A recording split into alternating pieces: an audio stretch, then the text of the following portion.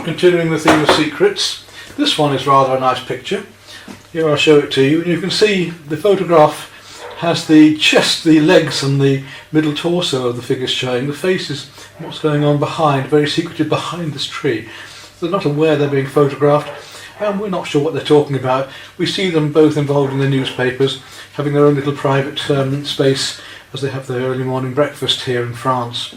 So let's see if we can just capture that feeling, and again the secrets again. Again, I want to keep it nice and simple. I'm going to use the roller at first, just to cover these areas and block them all up, and then go back in with the brush to do all the final details again.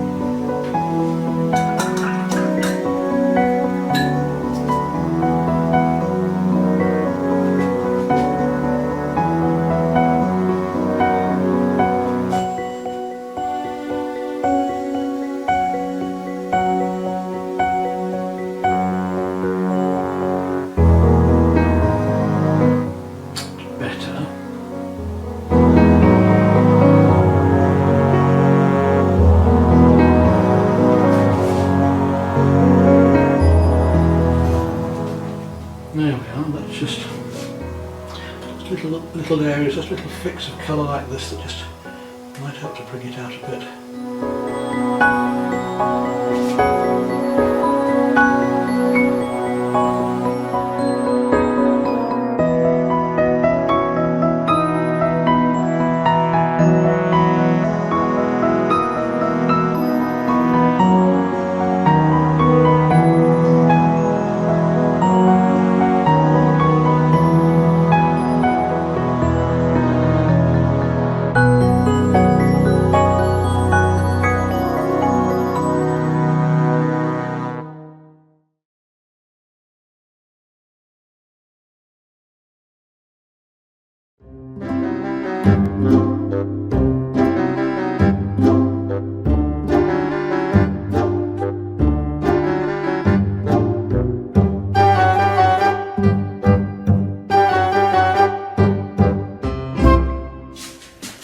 Well, we've got 4 more drawings worked out now for this series of secrets. I'm not going to waste time introducing each one of them. This one is a family one, which is more unusual. Rather than just have the figures in streets or figures in cafes, I got this rather beautiful photograph of the archetype family, the 2 little children and the mother and father sitting at a French table, and enhance the colours to make a picture out of it. So we'll use the scene as an image, as this secret time, as they talk amongst themselves and share their lives. But we'll also use this composition to hang the colours into and make an abstract or semi-abstract figurative picture into it. And then we'll go on to the rest of the series and finish off in various cafe scenes and so on after this.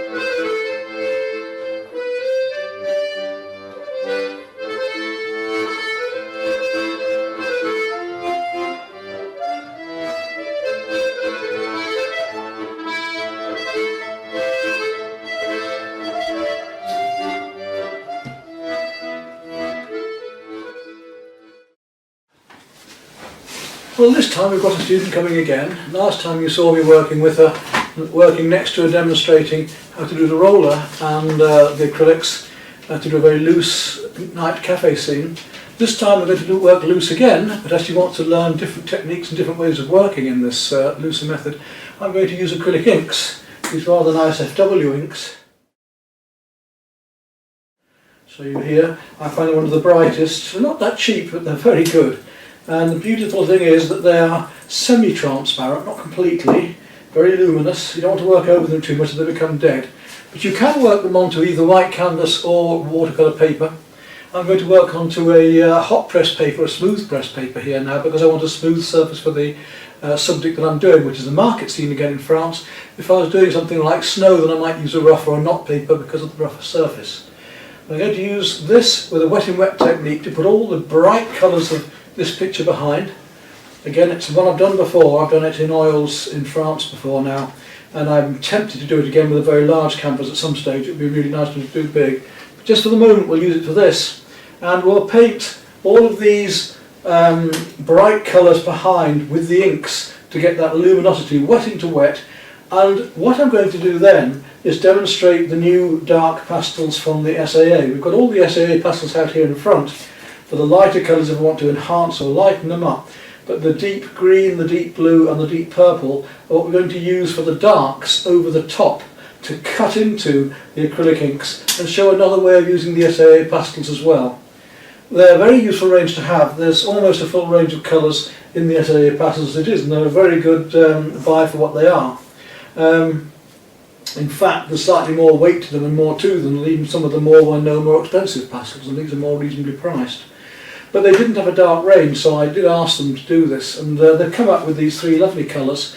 We did experiment with them earlier on. Last Easter you saw me using them in my film over in the Dales, when we were doing all the daffodils and so on. So what we'll do is then we'll cut into these light colours of the acrylic inks once they're dry, build up, and put any highlights back in with the brighter colours of the pastels as well, to show you how we can work very quickly, very loosely, and let the glowing colours come through the darker pastels.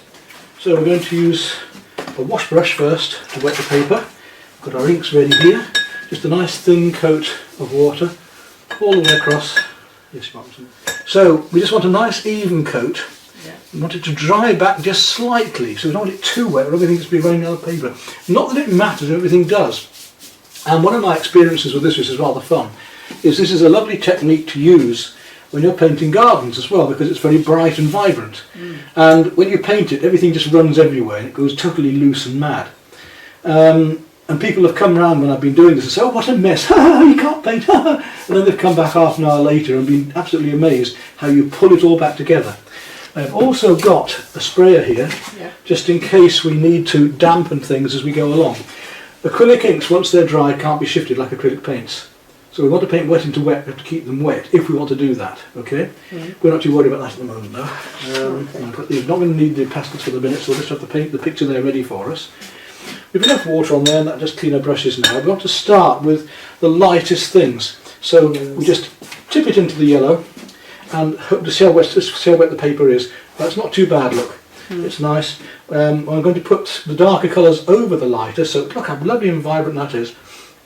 We'll start with our very light colours. We're not going to leave any white paper behind because we're going to put our whites back in with the pastels later. So don't worry about painting out your white paper, that's not going to matter.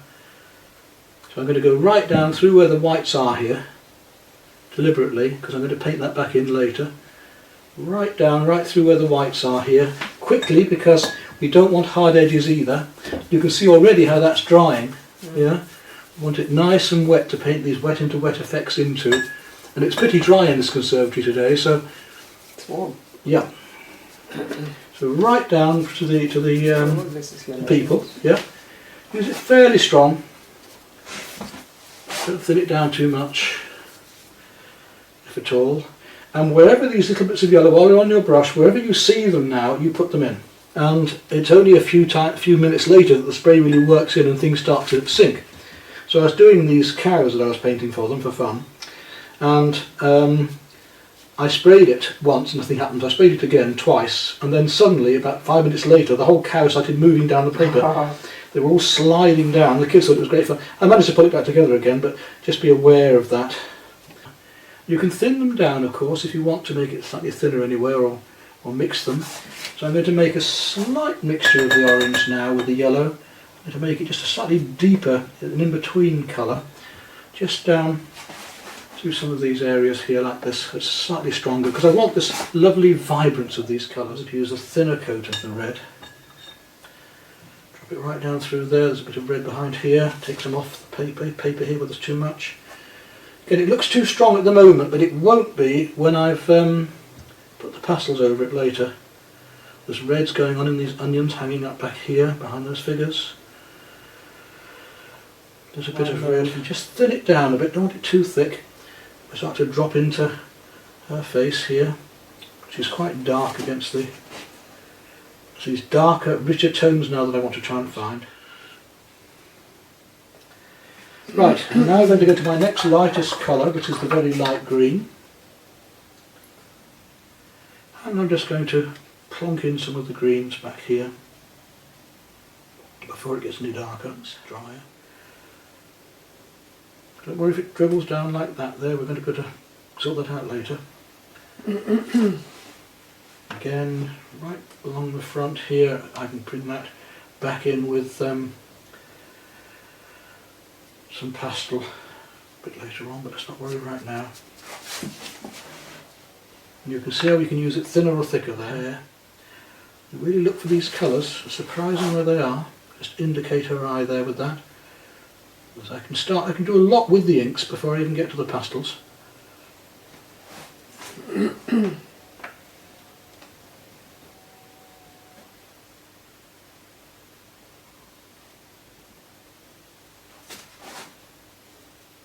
Across that red, same with him, a little bit thinner. We'll just let that bit of face just gleam there. Same with her. Just indications, we're doing an impression of this, we're not trying to copy it. See how fast it dries as well. We can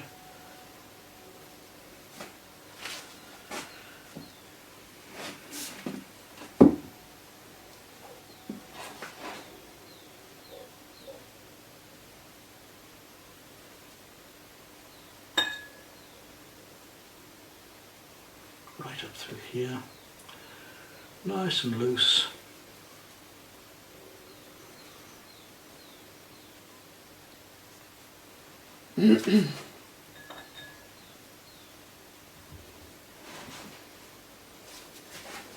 Lose all the white paper. We're going to paint darks in later with the pastels.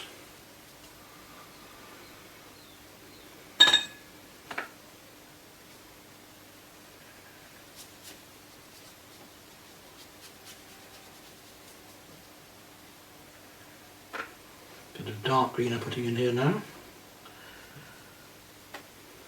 Actually working down to my slightly darker colours.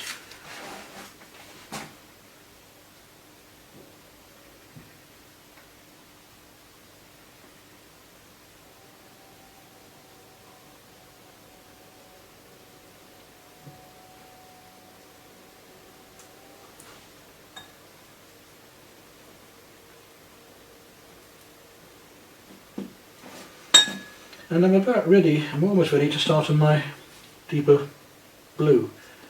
A bit more yet of the purples.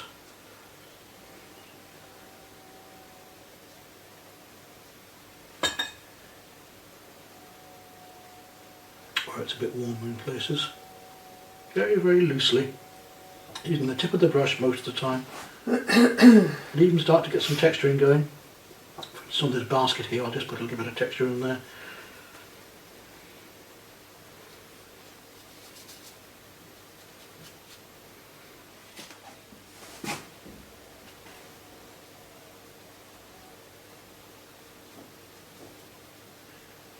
So I'm painting wet into wet now to let this flow out and give the illusion of things happening, just indicating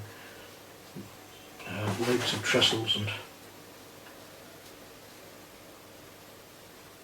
take some purple, go back into that still again, go darker still, painting wet into wet to get these lovely effects. Trestles, darkness of her, shadow coming down there. So we're painting wet next to dry, we're painting wet into wet.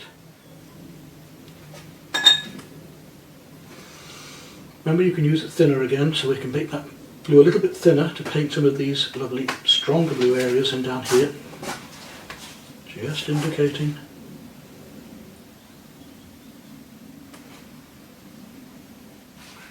Now we've done about a quarter of an hour, and see how much we've produced in that time. It's quite a lot.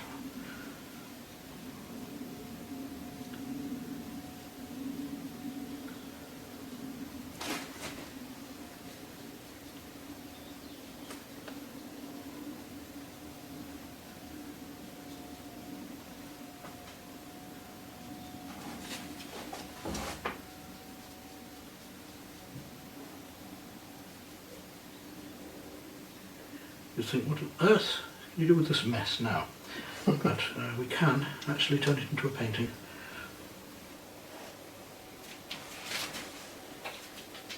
I've almost now achieved losing all of my paper. Little sparkles a bit left here and there.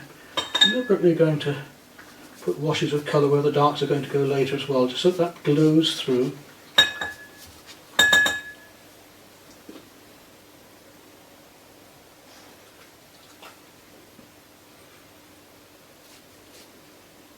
I'm going to go to my deeper blue, my Prussian blue, start working some of that into these details underneath.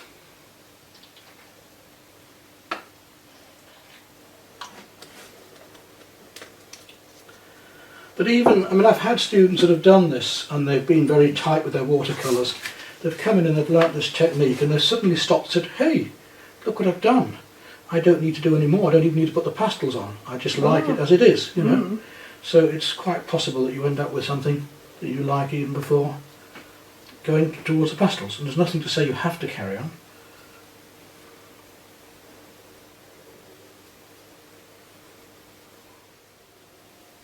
I'm going to just take my fine brush now, because I've done nearly all the work with a bigger brush that we can do. Take a little round brush and just tickle in some of these details.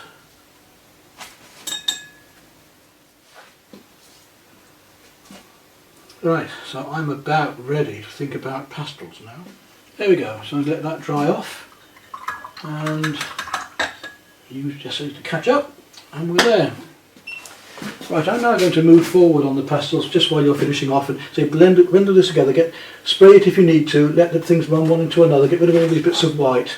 Yeah, don't have any hard edges, get a lot more colour going underneath. The colour wants to glow through. So I want to start with these lighter colours, so let's just take some white and deliberately go back in now and show how we can use these lighter colours to cut back in, for instance here. So these SAA pastels doing their job, nice and soft here.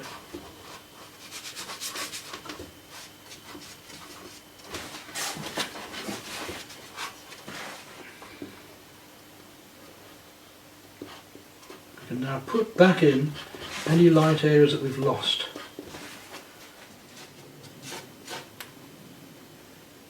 Lovely effects of light we can get. Remember these SAA pastels, although they're slightly cheaper than some of the more well-known brands, I've actually found that there's more weight in them. They're actually giving you more for the money than the more expensive ones, so worth considering. Right, Picture! Yep, you're catching up. That's the way, that's coming now, yeah. See, now you go back to the lighter colours that I was using here, and back up here again, and we start to work in the other tints that we want. So if we want a bit of light colour, for instance there on the face, I can now put it in. I think I'm ready to go to my pastels now. Yeah, as soon as you think you're ready, just move ahead. And this is only experimental work for you anyway, isn't it? Just to get used to it. So. No, it's lovely. Yeah. It's a really nice feel actually. We did that loose work the other day with the rollers, now we're trying Yeah. it with this, it's good fun, yeah. Right, a bit of yellow, sort of stronger yellow here. Go just between and these little bits of onions, and let's start on these actual, talking about onions, and then to start on the actual things here now. We'll start to actually put these fruits and veg in, just indicating them again. We're not going to go into too much detail, just want to get the feel of them.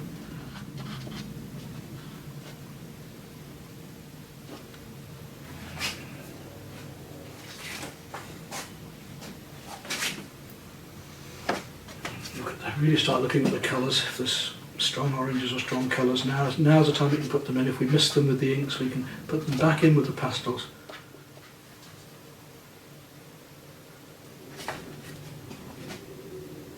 Even with blues, if we've lost any of the blue anywhere, we can put the blue back in again.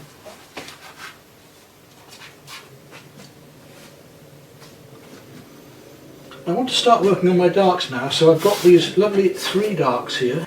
I've got the purple, the blue and the deep green. I'm going to start with my purple, working into the back of her hair here, and the back of this jacket, just indicating the darks. Not too much, just a little bit.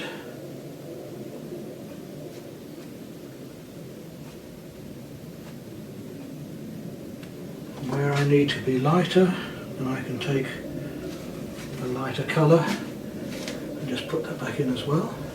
So for instance here, I want that mouth just showing, I'm going to just use a bit of this purple to shade back in there.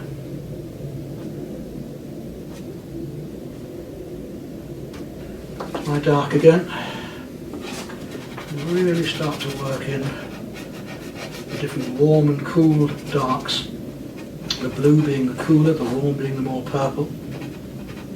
So not only have we got colour intensity and tone with these, we've also got the difference in the colour hues and the warms and cools, which we can use to our advantage. We can put all of these darks in now, and leave the other colours glowing through, and blend if you want to as well over it. Look, this is £140 Arches hot press paper.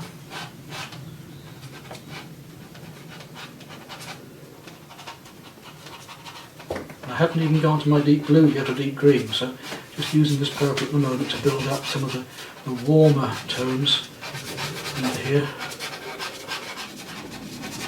You see what I'm doing now, can't you? I mean, you can pulling it all together. So now I'm just drawing back in, and you can cut in to the outside, or you can cut in from the inside. You can do as I'm doing now on the inside look and work it in.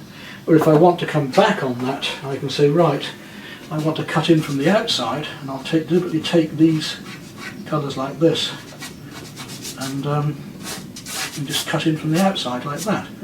So we can go either way, indicating a bit lighter down here. So we can put in shades, whatever we want, like I'm using this purple now. We can go into him or onto this fella here, and just tint over, letting that colour glow underneath. And well on the way with this picture now. I'm going to go across to my dark, this colour's over there, to my dark blue, and start to add in my, you can see the difference in that warmer dark blue now, coming in there. See the difference in the purple and the blue there, the deep purple and the blue. We're going to use the deep green in a moment back here and amongst the vegetables. She needs to be a lot darker in there. So starting loose, we can finish tight. If we start tight, we're stuffed from the very beginning. Put some lettering across here. But we can't go loose again from tight very easily. Yes, we can start with a tight drawing and work loosely within it. But it's very difficult to work loosely, tight into a loose area afterwards. A deep blue, even into her eye, yeah. Here.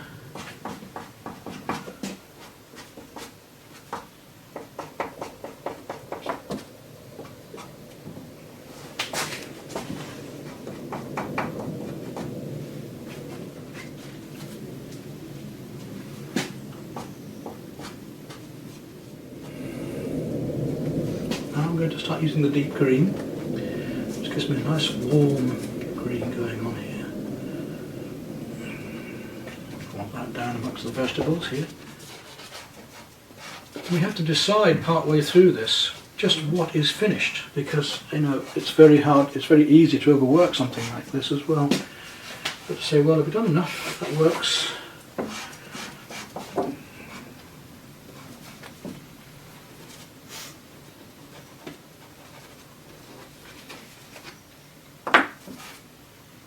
My deep purple again there.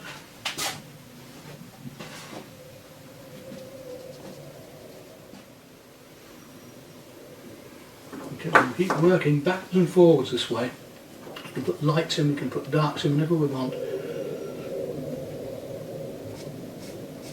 Faces here. This is the same, I'm struggling the same over here. You've just got to try and block in basic colours and just keep it simple as possible. But you're very red at the moment, so I've been using the lighter purples. These two purples are very useful. Right. Here you see. Oh yeah. Yeah. Don't need too much.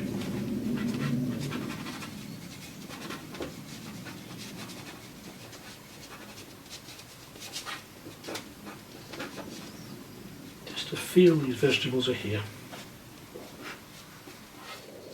Really look for these colours.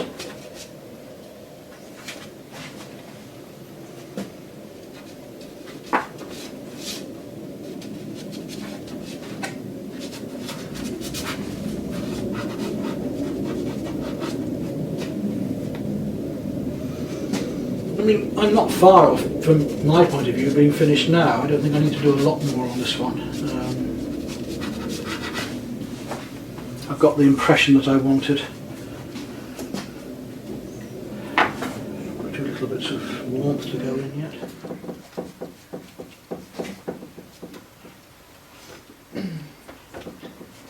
This is the first colour I've come across that isn't working well.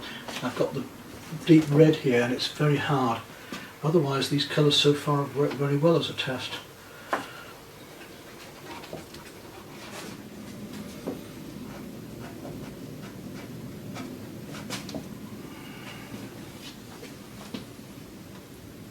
Now I think from my point of view I'm about finished on that. I like a nice loose piece that's not really heavily, highly finished. What do you think? Yes, it's finished. You don't want any more. So, it's interesting when you see black against it, look how dull that is compared to the dark colours. Yeah. It's just sooty, it's horrible. Now we'll use a dark to do my signature. There we go. Very nice picture. Now we just got to get yours done. I think I get the idea. I just have to be faster with the acrylics, the inks. And slightly wetter, that's right, Yeah, and yeah. looser. Yeah. And use them as a background, let you know that they're going to glow through. Yeah. So.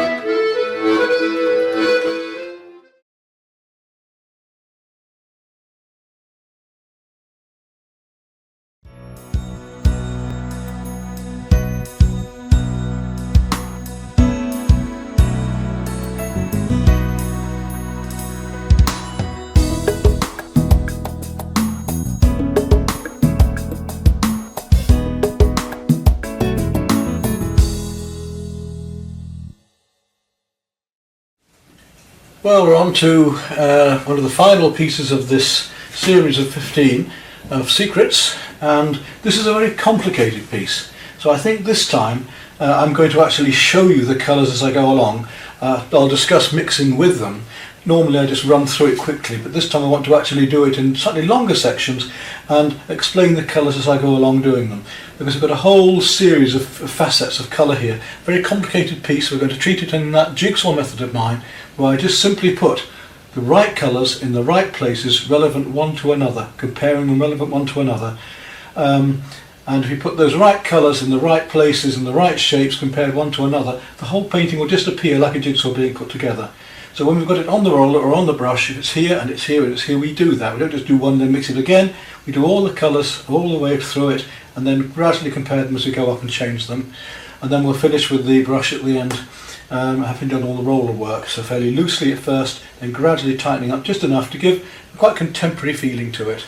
So all I'm going to need here is my cobalt blue, my cerulean blue, my ultramarine blue, my Prussian blue, and I've got some black for this. I don't normally work with black, but I am with these paintings. Some turquoise, some emerald green, some viridian green, a light magenta and a dark magenta, some deep cadmium red, some cadmium light red, some deep orange, cadmium orange, some cadmium yellow, some chrome yellow, some lemon yellow, yellow ochre, deep purple, violet's good, titanium white or white, burnt umber, burnt sienna. Those colours are plenty for this painting, and I shall be using a lot of colour in it as well. As you know, I like to get this nice and vibrant and bright. Now for applying the paint, I've got my mixing palette here, and then I've got another palette or tray here with a small roller. It's only about a 1.5 inch roller.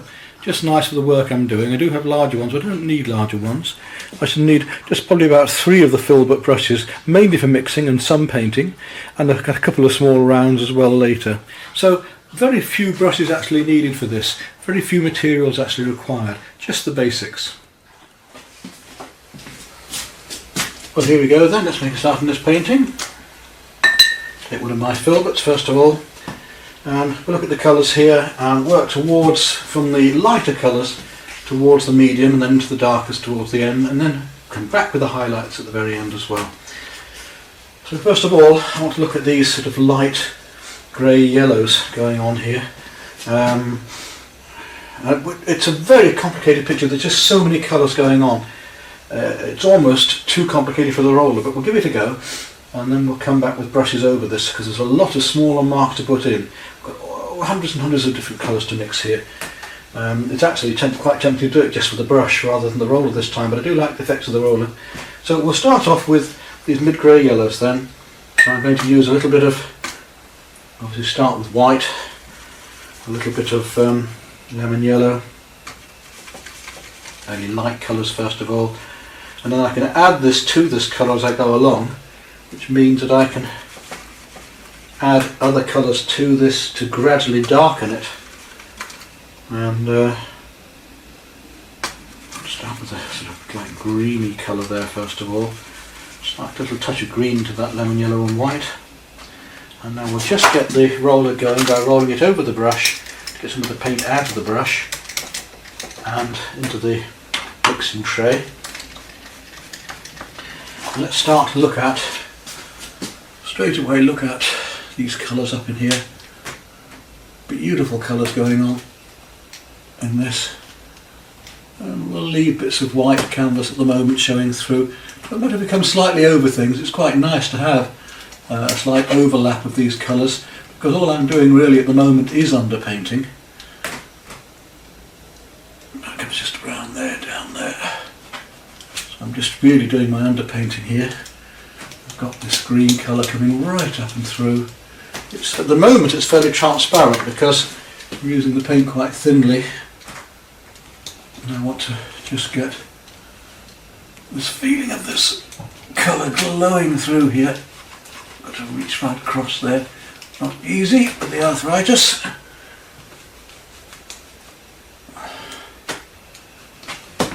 So mixing more of that colour up, make it a bit thicker. Might need a couple of coats. So lemon yellow and white, and a little touch of emerald green.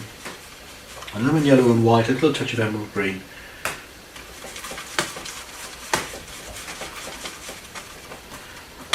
There we go. Get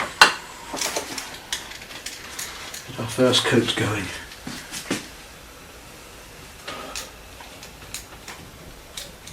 You can still see the lines underneath at the moment, my drawing, so I can gradually build this up.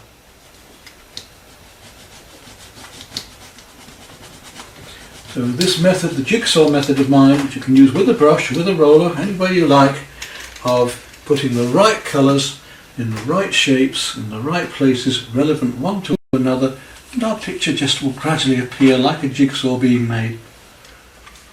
A little bit of warmth into it this time, a bit of yellow ochre, a bit of the green, mixing it up, making it slightly darker this time, so a bit of yellow ochre under the green, bringing it down to be a warmer, slightly more mustardy green, a bit more yellow ochre again into that.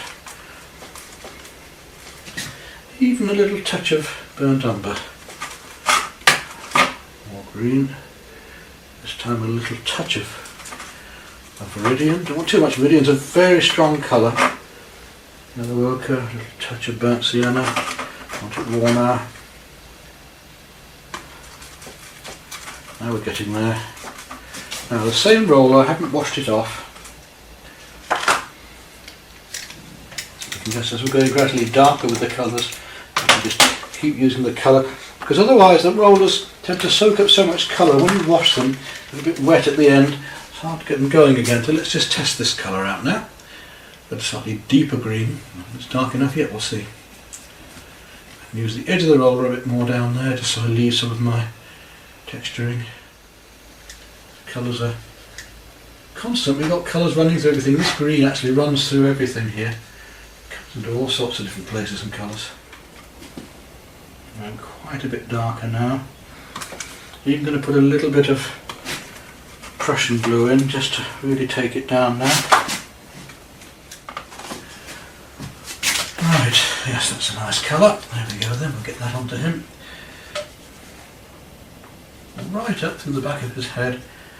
Some of these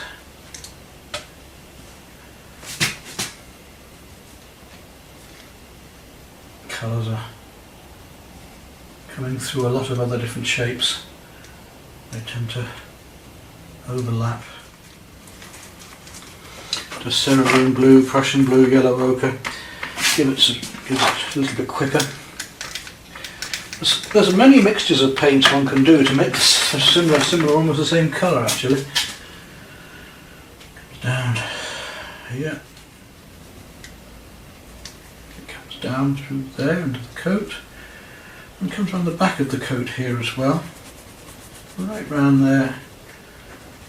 So these colours, we block them in when we've got them on the roller, and we go back in with other colours on top to cut them back again, to bring them back.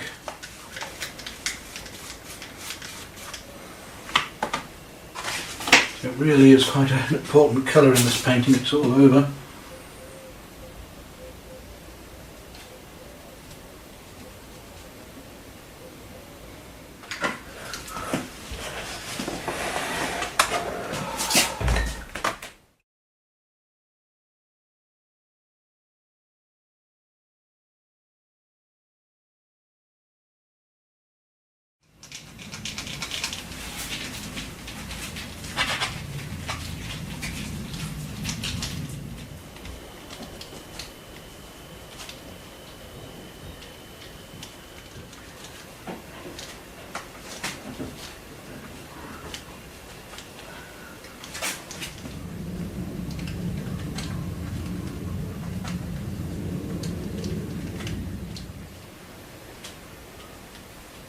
And the whole thing will just gradually come together as abstract shapes at first, which is what I'm trying to point out with this painting. It is an abstract painting which has figurative connotation. So as these shapes come together, the eye and the mind start to turn them into something, but it isn't, it's just paint. So we're actually telling a lie. I said to children years ago at school, I said, I'm going to teach you, you can tell your parents that your teacher's said he's going to teach you how to lie. How to lie well by making an illusion here of our figures. To build these colours up, I don't want canvas showing, so I'm building up these colours gradually here to lose all of this canvas. A bit of lighter colour into it, a bit of white, and we'll just start to indicate these wonderful lights here.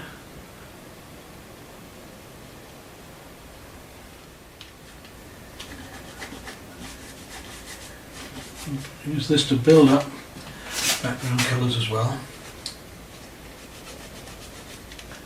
To work within those, and around them and over them.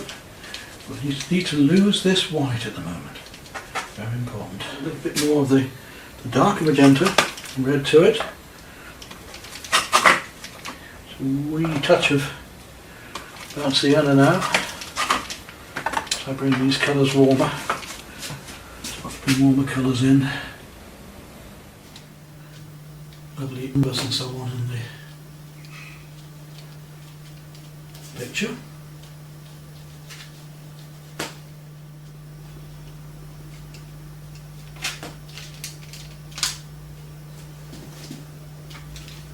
Surprising how much green there is in things, how one colour comes into another.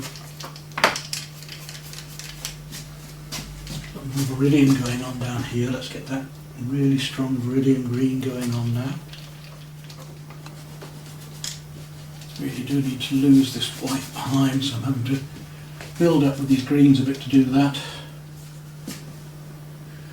So the underpainting gradually coming forward now, losing all of this. And I can gradually see what I'm doing as well, which is useful. I think I'd like to bring some black into this fairly soon actually, but before I do that I'm going to use the Prussian blue and black, make it just a medium tone. It's a lovely way to work.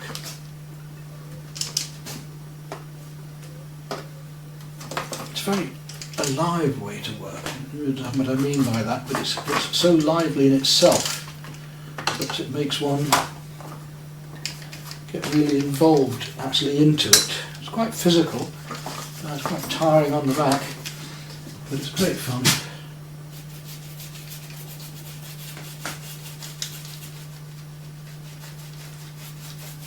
Start to just see what's happening where here.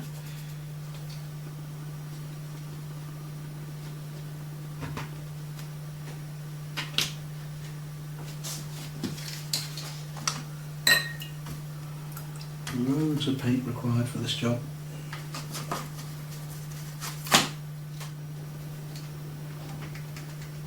Well, let's get these darks in and I can come back in with lights over the top, which is the beauty of the opaque paints. When we paint with them, it's not like watercolour, which I'm going to be showing you later, where it's lights to darks. Here we can go either way whenever we want. It's fantastic. I'm painting in negative shapes here at the moment, positive and negative. We've got the back of the chair, which is dark, and we've also got the back of the space in between the chair, which is dark. So we're painting both in at the same time. Because they're so complicated, I really do need to gradually work this one up. Right, now we can see where we're going a little bit more. Which is good.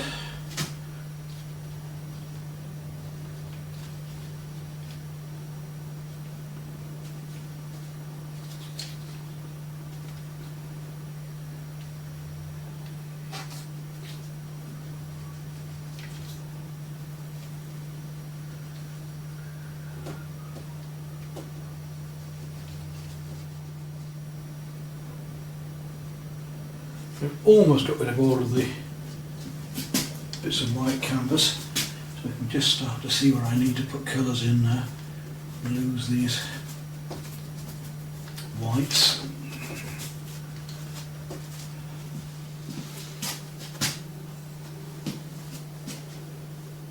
Right, we're going to start building up some of the lighter colours now again. So I'm going to take some white.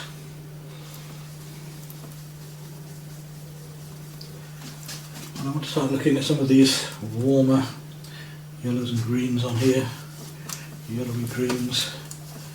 So white, a little touch of lemon yellow on this, a wee touch of blue just to bring it down, just a fraction. A bit more white because it's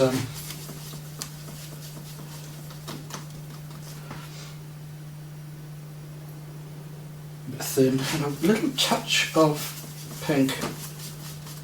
Now let's see what we get with that. a little bit thin at first because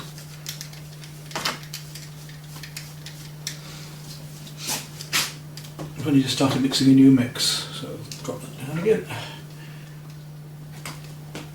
I've got two chalices there, reflection of glass in the glass itself. Just indicate those for the moment, put them in properly later. Where these lights are, now we can put this colour in and put the lights over the top later, because they're going to really shine across that. I'm going to do the same here with these lights, to cover this area where the lights are with this light green, so that when I put the whites in of the lights, this colour is going to glow underneath and around it. The shininess of the edge of these lights and everything. What I'm going to actually do is go across this whole figure here as well. I want him to have that colour in just at the moment, just to... And these people are starting to appear, aren't they now? Even though we haven't actually drawn them in.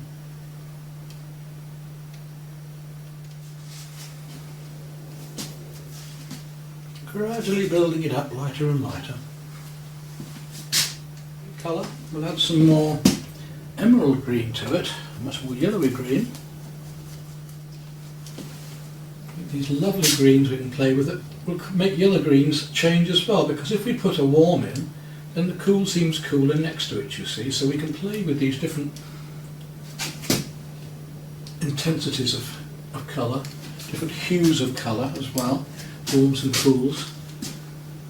As we go on, around here for instance, we can get these lights going a bit greener around the outside here, before I put the lights in later, because they are there, these yellow greens. It's a lovely way to find colour working with the computer like this and playing, and then taking it further yourself afterwards like this. Some more greys to make again, so I'm going to take my cerulean blue again, a bit of magenta, cerulean blue magenta, give me with this yellow it's going to give me a nice greeny grey in a minute. Haven't got a great deal of use for. We'll just bring it down a bit, a little more purple. So I've got a purple grey this time. There we are, a nice light purple grey, just what I wanted. A bit more purple into it, a bit more magenta into it. At the moment we're just using this lovely grey I've made. So this nice pink grey, just coming in all over the place, through here, up here. We find the colour wherever it is now, we can use it right through. And that pinky grey just around down here.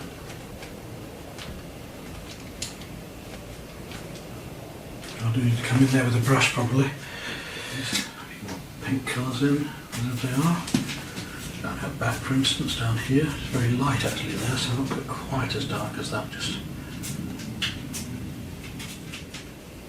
surprising what a difference just one bit of colour can make.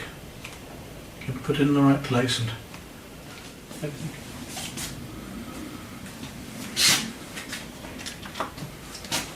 Now I should try and get his face next.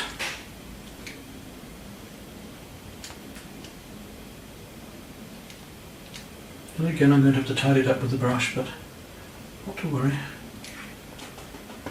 Just get the basic impression at the moment.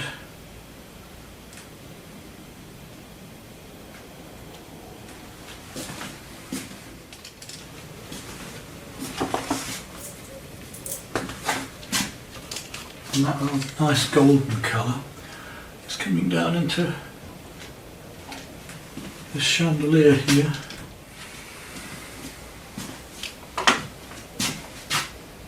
Isn't it just delightful how we can make something so complicated to simplify it down to these few shapes. We've got to put the yellows in yet. We haven't really hit our yellows, only the greens. And while the colours on my roller, I need to find the back of her hair here.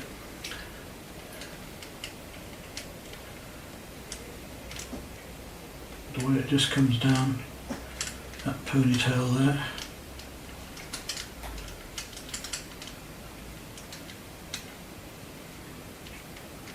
Back of her neck to here.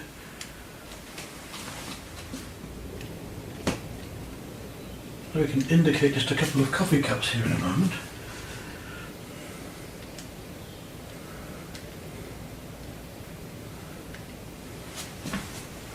We need to move towards some more moves.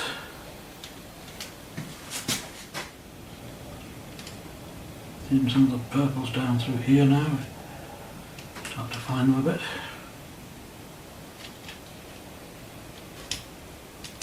A bit darker than that, in fact. I'll do that in a moment.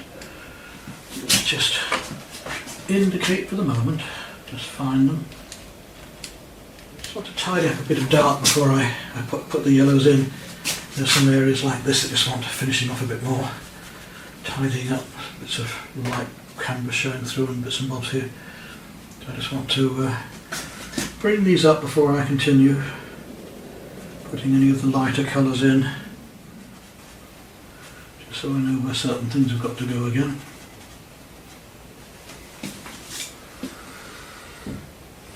Now, I want to make that very deep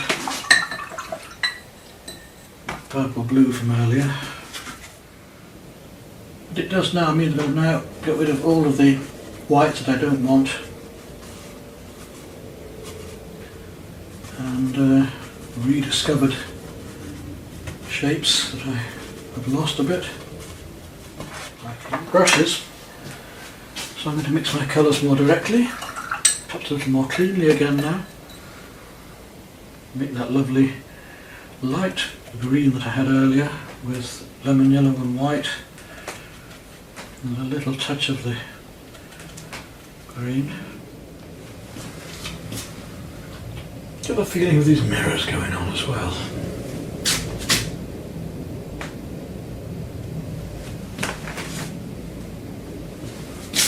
And we're painting sharper edge objects now too.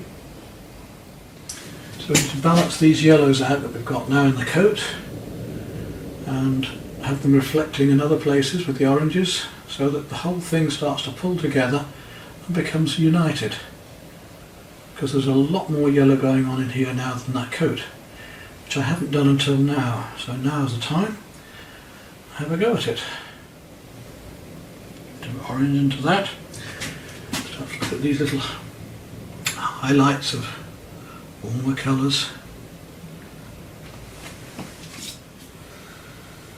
Not to lose it too much. Be careful I don't overdo all of these marks. It is a very complicated picture, but even so we don't want to overdo the details.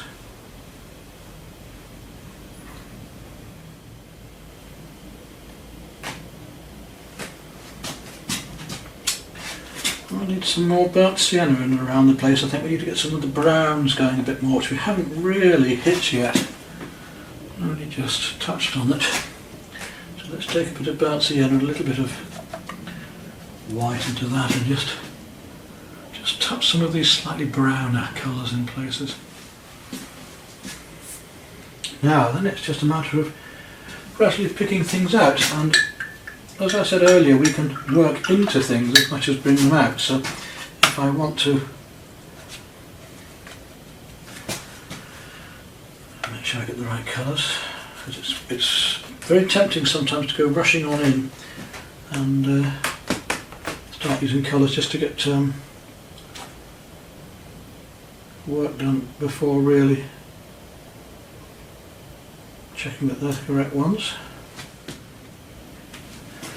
Now, as I was saying about working in with the darks, I take a smaller brush now, just take some of my lovely deep colour we made earlier with the Prussian blue and a little bit of cerulean. We can just work back into this shoulder and her face.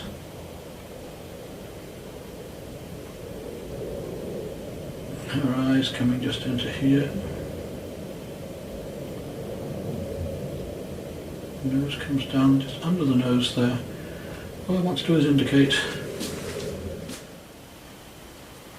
these beautiful greens that are happening back in here that I haven't again really pushed yet, just indicated.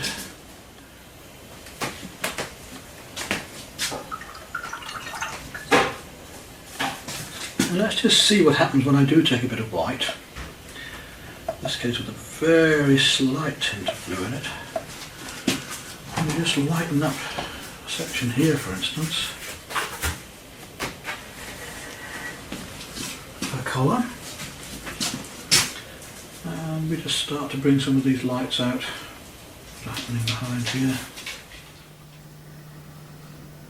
Now you can see why I painted the underpainting earlier, to allow this to show through, to glow through the colours I'm doing now. And you see how the white now brings these colours out, and I've been using pretty pure colour, as you see now.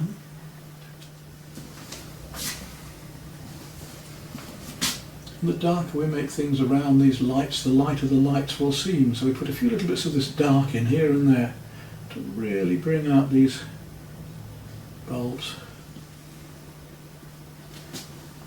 Now, I don't want to overdo anything in this, especially now it's at this stage.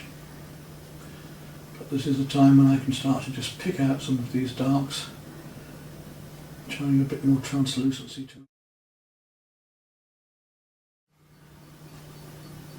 You can do just so much impressionist, but other times you've just got to get in there and be a little bit more detailed, I'm afraid.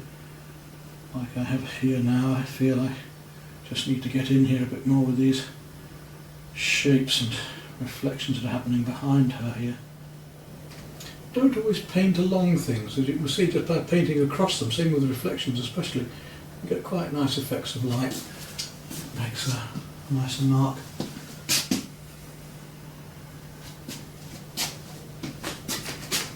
As I say, I don't normally use pure white, but now I'm working up to something like this. I want these stark contrasts with this artificial light, bright, strong artificial light. I'm not being very representational. I'm not painting every light bulb or anything else here. I'm just just an impression of it.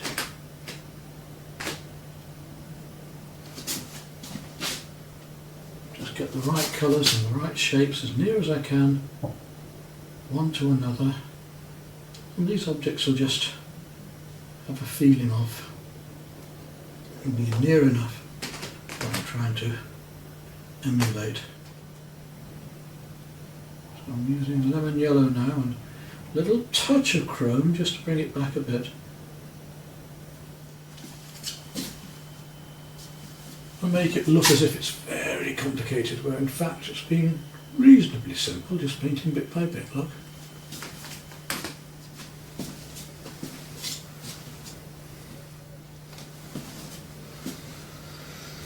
Some dangers, they're becoming too many bits, too bitsy, so be careful now.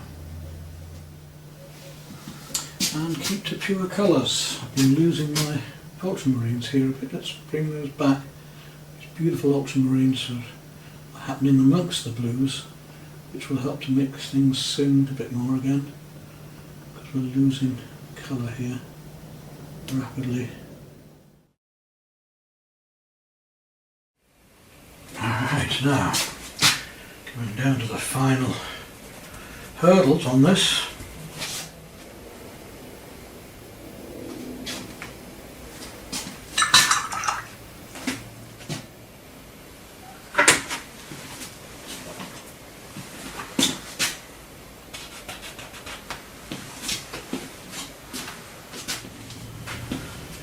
So little bits of warm or cool doesn't matter so much wherever they're going to go.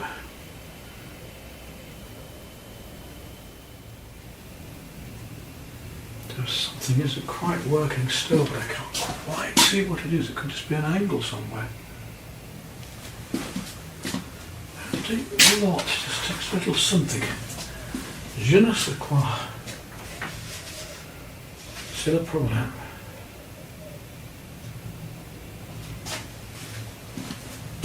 Let's hit the greens again. It's amazing how just even a few marks like that can make such a difference. Take these greens and we'll just look at some of the legs on here as well. It's a bit deeper. To decide when a painting is done, and in this case it's difficult. It isn't quite hitting me as it should. There's just a few colours here and there that are required that I haven't quite found somewhere. When I do, it'll be there. Well, I reckon I've actually almost done, but I can't see what it is that I haven't. That's the trouble, it's not quite there and I can't quite see why. Looks better. It takes a few marks in the right places, that's for sure.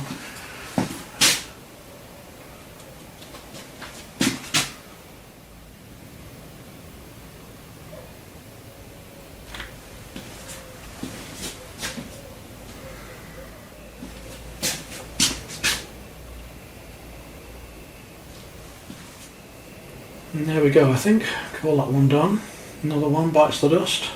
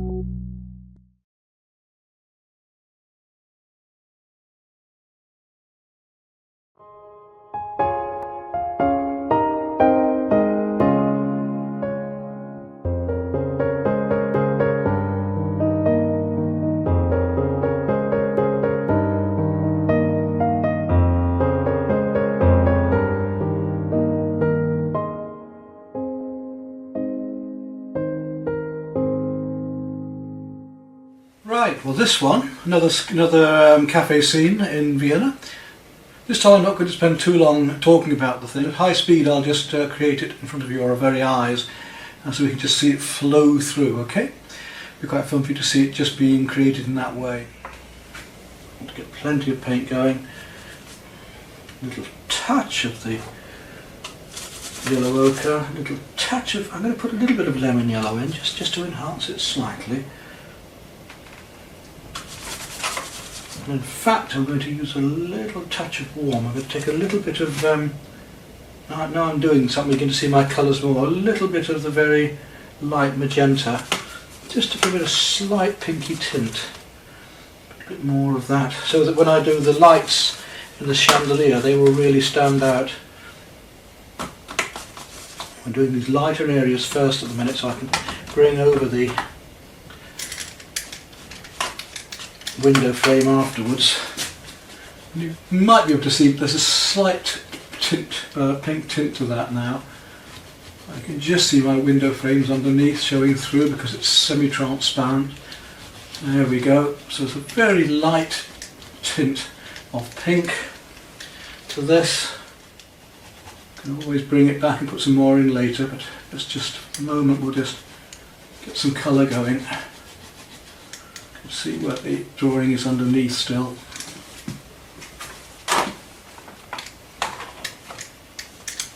Right then, from now on, no more talking. You'll just see the colours.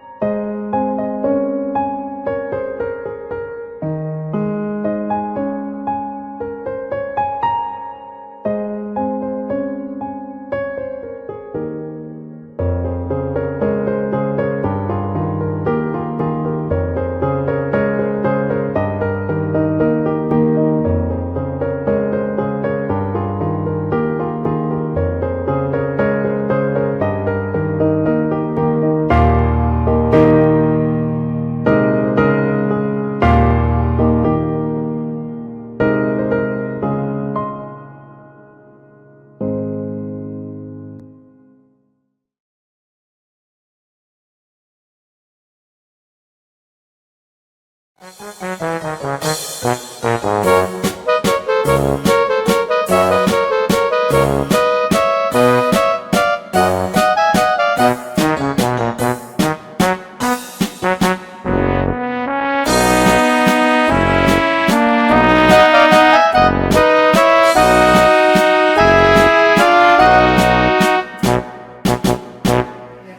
off we go. Now I'm going to start with a little round brush, and I'll turn this, because you've got your own picky there, haven't you? So you want to grab that, oh yes, of course I have. because I'm going to need to work across this. So we start with the figures. yeah, I'm going to start with, say, leaving the light. We're not going to use masking fluid on this. No. So we're going to have to leave the lights behind. So this girl, for instance, is quite light here.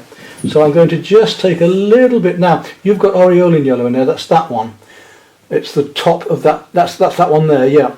Now that's a very light yellow, it's much nicer than lemon yellow. If I just touch it, you'll see. If I just put a little bit of this on here, now she wants to be about here. So you see a light lemon, lemon yellow is opaque, aureolin yellow is transparent. Right. It's so much nicer. Now we're going to paint wet next to wet and wet into wet. So here, I'm now going to take some of my cooler green, a little bit of the turquoise next to that yellow.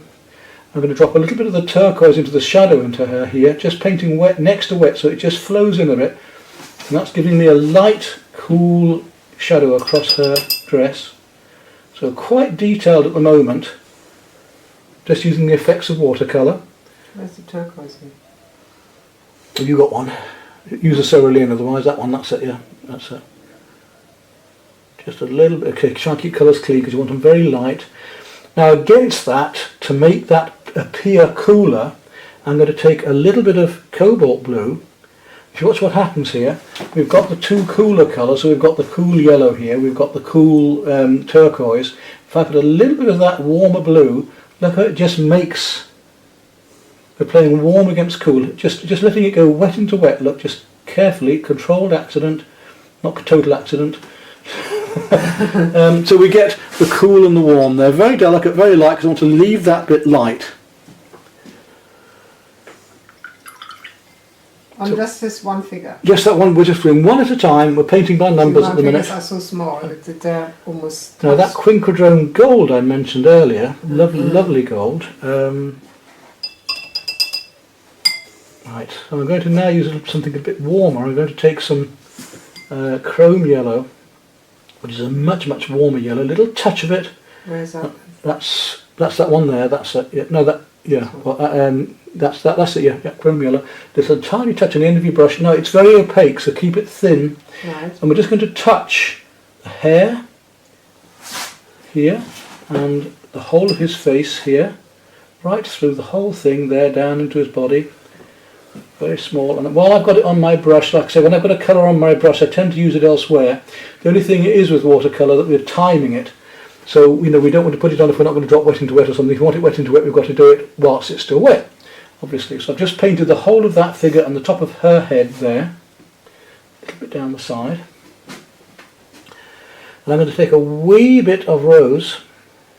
And while it's still wet, carefully now, I'm just going to drop a little bit of that warm colour back into the face here, down the front there, down the hair, just to catch the sunlight across there, so bit by bit. Now that rose, a little bit stronger now, down here, so you see the difference now. Let's let that bleed in there, look, the weight's going downwards. So we've got a little bit of bright red rose just coming in, so we've got the softer colour going into the yellow, wet into wet, and then we made it a bit stronger just there. And while I've got that on my brush, I'm just going to touch it down here. It'll just be a little bit wetter, so I'm going to just wet my brush a bit and just dampen that in down here. So I'm going to wet my brush and just soften it in. Now purple, brushing ahead here, but we've got to do things while they're still wet, you see. So now I want the opposites to yellow is purple. I'm going to put a bit of this darker purple just around the feet here, and then the purple into the shadows. So we're playing a purple shadow on the figures, back of the head here. Quite detailed at the moment. Just painting his hair in, and we can almost dot the I's and cross the T's. It's almost as detailed as that. down through into the darker bit here. So we're now picking out from lights to darks with watercolour, remember. And we've got the little figure's almost finished there. Right. To finish that off, I'm going to use a little bit of ultramarine blue. So I've used my purple, now I'm going to the ultramarine blue, which is obviously is much cooler. We've used a slightly lighter blue. And I'm going to just put in a few of the deeper shadows here, into the arm, into the face, just a bit darker around him here, just down into those shadows there, around here. And those little figures are there in the sunlight. We painted them as detailed as we really need to do. So now all those colours working together. So we've got the turquoise blue against the sap green. Right, if you're ready then, we're going to move on. Now, because we're painting light colours first, we can't mix white with it. If we want this pinky colour here, we've got to start with a lighter colour. So I'm going to use some cobalt violet there, which is just lovely. You can't mix this violet, so some colours you've just got to have in your palette. And this area here, look, this whole area here we'll use that very light cobalt violet, first of all, to paint the whole of that area, right through up into here. I want it to be light here. While I've got that on my brush, Cobalt violet. that's that pinky one, that's it there, yeah. It's a colour that you cannot mix, so it's very useful to have in your palette. And I'm going to have it on the woman's arm here as well while I'm at it, because I'm painting in quite detail at the moment, right through into her face, right through here, onto that little girl's arm there, down the back there, keeping this quite light. Right through there at the moment. I want this colour coming all the way through. So the cobalt violet coming up into here. That's right through here. Even into the woman's legs down here. Painting this in quite detail at the moment because this is our focal point. We've got all of this loose work finished. The eye is going to be drawn down to there. Now while that's still wet, not too wet, while it's still wet, we take some of the rose. And we want this arm here to be much redder, so I'm going to just drop a bit of that rose in there. Look how bright that is and looking colourful. Now remember, with watercolour it dries twice as light as when you put it on, so you want to make it approximately twice as dark to start with, because it's going to disappear, it's going to go back. So I want her quite light there in the sunlight. I'm just using the rose into the cobalt violet. I'm going to do the same with the woman's arm while it's still wet. We're doing this wet into wet while it's still wet. Same on this girl's face here. Same on that woman's face there. I'm going to make it a bit stronger. Building it up gradually down. I'm going to take some of my cobalt again, cobalt blue, and let that come into the shadows of this girl here. All the way, just letting it come down into that cobalt violet I painted earlier, just tickling it in, letting it mix on the paper. Her hair, woman's hair is blue here in the shadow, so you don't paint grey with black and white or use Payne's grey and things like that. We're going to use definite colours, and the whole of her dress in the same blue. While I'm at it, I've got the colour on my brush.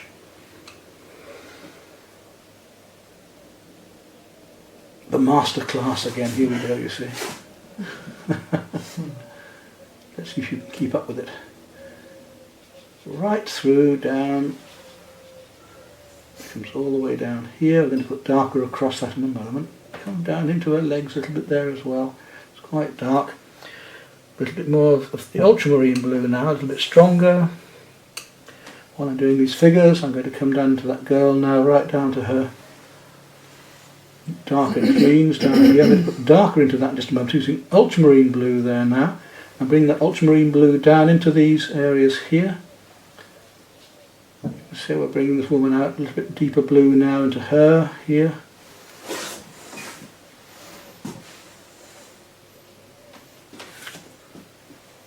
Now I'm going to go across to my indigo, which is my deepest sort of blacker blue, if you like. It's the darkest blue we're going to be using. And while this is still wet, remember it's dropping downwards because the paintings are vertical. I'm going to paint this dress in dark against the light here. So we're playing warm against cool, rough against smooth, light against dark in our paintings. Right round her arm, letting that dark just work in.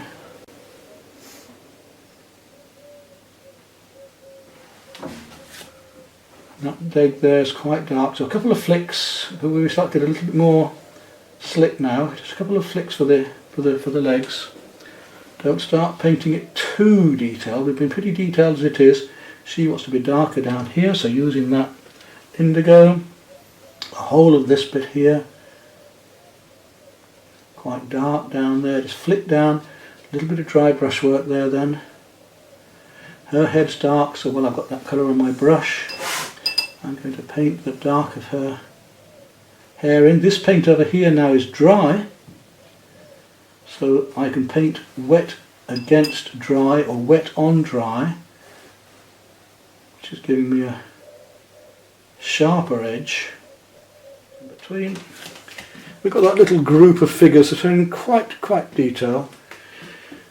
I can go a bit darker still, so I'm going to now take my last coat, if you like, a little bit of burnt sienna, and add the burnt sienna to the blue that I just had, the indigo, and just finish off with a little bit of the very dark into here, and just catching the light. We're going to go back and do a little bit more in the face of the woman here, because we want it to be a little bit darker in tone yet. Her hair is darker. The guy's hair here is darker on the back. We just bring him out. The girl's hair as well, little bits of detail, light against dark. The stronger the light, the stronger the difference between light and darks. If you've got a very dull day, the tones are much closer. But we've got a strong light like this, these tones are quite strong in difference between them. And there's our little group of figures in sunlight, almost there. We'll take a bit more of the burnt sienna, and just thinly I want to darken her face down a bit, that side. This woman especially, her whole face is much darker, and the arm. So we've got our little group of light figures. Then we move across to these two figures where the tones are slightly darker, although I shall make him slightly lighter on that top just to catch the light coming through.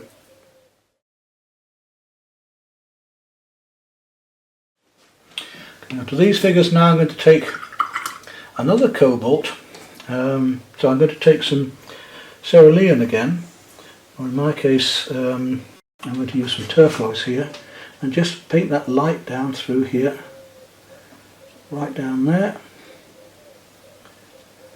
On the other side of his arm is the coat, is the cobalt, which is very different.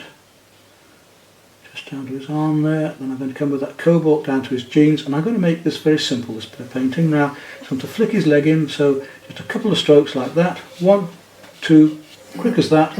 Keep them loose, a little bit of light paper showing through. While I've got that on my brush, I'll do the same with the guy next to him. Come across here and a little bit stronger with the blue. Just a couple of flicks to get his legs in. So 1, 2. We've got 2 legs, as quick as that. Don't overdo it. Got to work some blue through there.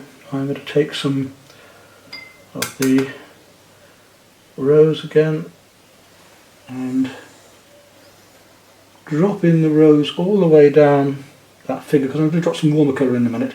There's no reason we can't use lots of colour in watercolour. No reason we have to be limited palette. Can be, but we don't have to be. Right through down to there. Bit of warmth into there. Bit of warmth into his jeans. Just dropping it in here and there. Look. Keep your brush marks simple. Keep it going nice and simply. While I've got that on my brush, right the way through his head and through his face here. We've got that warmer colour. Now I'm going to go down to my mixture, the dark mixture again. While it's still wet, just paint some of these darks in, just indicate them, top of his head here, back of his head here, and see how quickly those figures form. Right across here, all the way down through, down to the jeans and back of his leg, just catching the light. And there's our figures. Quick as that, just a few brush marks. Keep it simple. Right, so that's part of our salient points. Now we'll come up to this lamp here, and the lamp itself can be left light, but what I'm going to do is just use a little bit of the aureolin yellow there, just to lighten it up a bit, on one edge especially, like that. And I'm going to use a bit of that quinquedrone gold up top here. You see that sort of rather rusty yellow colour, which is quite fun. And into that I'm going to drop a little bit of burnt sienna to make it a bit warmer. Just let that happen there as a detail. Simple as that. So we're painting salient points at the moment. Points that we just want a little to catch the eye with, our focal area here and so on. Now a lot of this is to do with timing, especially when we really get going in a minute with the main background. We are painting an impressionist painting, even though we're starting fairly tightly. We are going to be painting a fairly impressionist painting. So while that's drying, I'm just going to take a little bit of dark here and just paint in already, because we can paint over this with the washes we're going to do. I'm going to paint in this little line of the bar that's holding up. So I'm going to use some cerulean blue now and drop in where the shadow is down here, right down to there, where that cool is, right through here. Now don't worry if you need a little bit of white here and there. If you've got, I know you're not using a rough paper, but which I am. That isn't the worry at the moment. So cerulean blue, right through the sky, nice big wash, leaving a little bit of sparkle of the paper if you want, right down through here, all the way down, even on the windows a bit here. I think I'm going to play straight away with the cools there, to down those bits of window, straight away where the blue shutters are here, these light shutters.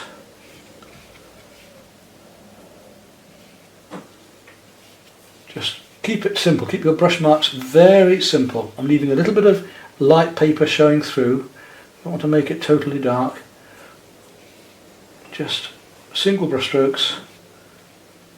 You're simplifying, stylising everything really. Now while it's still wet, we're going to keep this going while it's still wet, all the way down through here. The whole of this is going to be wet now, because we're going to do this while it's still wet. So don't worry about leaving a bit of sparkling with paper. If it does show, don't worry about that. Right the way down. If it's a bit stronger somewhere, then you can make it stronger somewhere. So I'll put a little bit of extra blue just here because it's a bit stronger in those shadows there. It's a very rapid way to work. I've done this actually painting out in Portugal and places like this. It's an absolutely gorgeous way to do it. So if it's bluer somewhere, you make it a bit bluer. If it's not, you make it a bit thinner.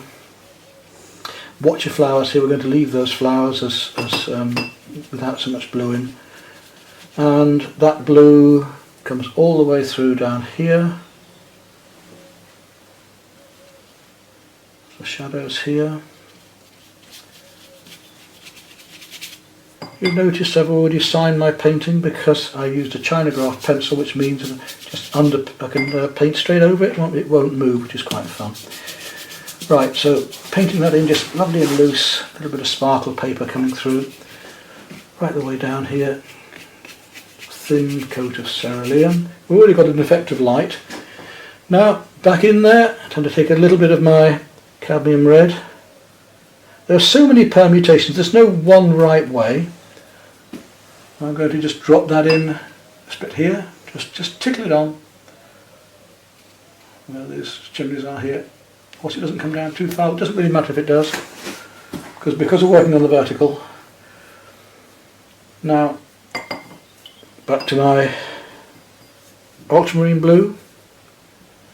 We've already wet the paint so they're ready to go. And drop in the ultramarine here, straight downwards, across through there and down, leaving the lighter blue there now showing out, right through here, a little bit of ultramarine down there as well. And that's coming all the way down there into this cerulean blue. Bit of blue behind there, so it's wet into wet to get the atmosphere. We'll drop a bit more into that in a moment. Down here. Now, plenty of it. Let's start coming in here now. So watch where these stronger blues are now. We can start to just drop some of those in. Just feeling away with the brush, just tickling with the brush. So mine is already dry.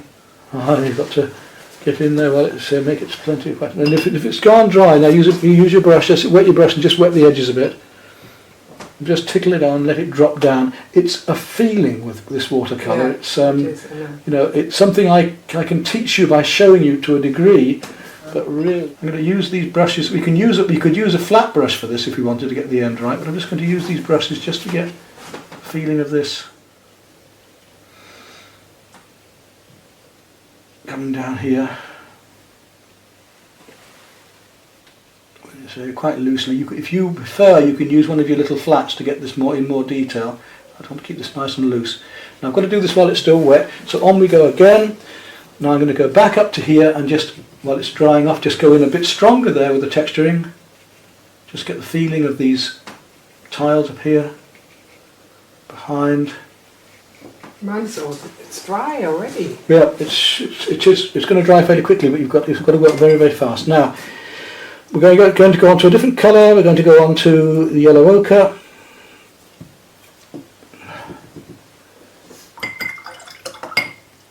And I'm going to drop quite a strong coat of yellow ochre in here, all the way across again, right the way down and through, across this blue, all these lovely warms coming in here. We've got the blue showing through, right down through here, wherever it is, through there. Now this is going to allow us to paint wet into wet again, you see. We're going to go right down the thing. We've got the blue just glowing through, but if we can let that come into the wet paint, so it's slightly wetter there. You can just see I'm using this, and it is timing. It is difficult. You've got to know with watercolour just how wet something's going to be. In no way, and I'm leaving a bit of that's in. I'm using the rough paper now here to get the effect of the stonework a bit, which you haven't got, but that's not to worry. You would be better off with that paper than you would have been with other stuff, because other stuff was even smoother, wasn't it? It was hot press. So right the way down, leaving little bits of light showing through to give the illusion of the configurations on the wall. That's right. So thinner coats here, letting the white glow through. We're catching the light. And build up. We've got to do this while it's still wet, which is why I couldn't stop. Now around these figures here, doesn't maybe go slightly over the figures even. Just letting the light show there. Plenty of light, plenty of white paper left. Right down around here. Gets strong as it comes down around here. Quite thin washes. Just dragging the brush over. We don't even need the square brushes for this, we'll see. I mean, I use my my mop here to do those shutters at the moment, but we might come back onto that. So there we've got the light behind already, bringing that across these blues, the warm into the blues here.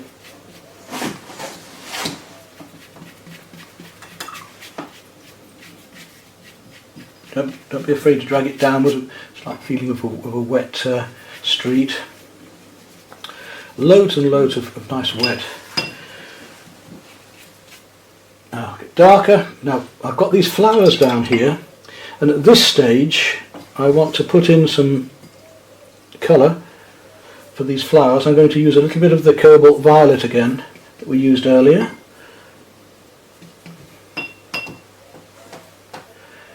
Yeah, it's a struggle. It's you can teach almost any technique of painting stage by stage, almost for chimps, you know. Yeah. But you can't with watercolour. You can show somebody, but then they've got to do it to get the feel of it. Yeah, and it might be you've got to do half a dozen of these, and sometimes even I need to, well, even I, but sometimes I need to loosen up and do a couple of watercolours before I go into doing the watercolour, if you see what I mean. Yeah, I've done watercolours for a long time. Because, well, that's what you've got to be loose for it. Now I'm going to take that cobalt violet while it's going and just drop it in to other places here. It's a lovely colour. While I see it on in my painting, I'll just drop it in all over where it can be here to get these violets and purple. which now links with that figure over there. Now I've got to go a stage darker, so the next thing now is to come up and make a mixture of the yellow ochre and a bit of burnt sienna. We're going to go warmer. Get some of our warmer colours in, and some of that warmer colour is down here, so I'm going to put in that door straight away, and down behind them here. See, I'm doing almost everything in single strokes, virtually just straight in. You've got to be very bold and brave. Make your colour, put it down, leave it alone. There's nothing worse than people who play with it too much afterwards. You've got to do it and leave it alone. Put it on and leave it alone, nice and fresh. You can drop into that in a moment. Here, I want some more of this warm up into here. Just picking out some of the details a little bit more now here, and up into the shadows here. Pick out those details just a bit more. Coming down here, much warmer now. Some of these windows, we can start to show them. With the open, for instance. Now I'm going to go darker here still, so I'm going to take more of the burnt sienna, and now I'm going to start to add my ultramarine to it. So I'm really going to go quite dark now and warm. Find these windows, start to find these windows here.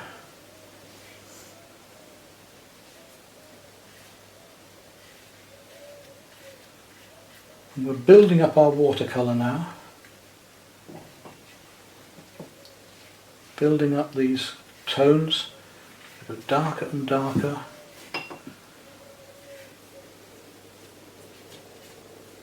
They're really going to give us some life.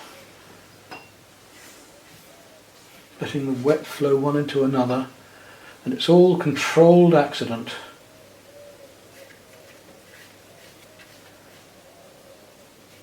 I can put more cooling when I want to, this way.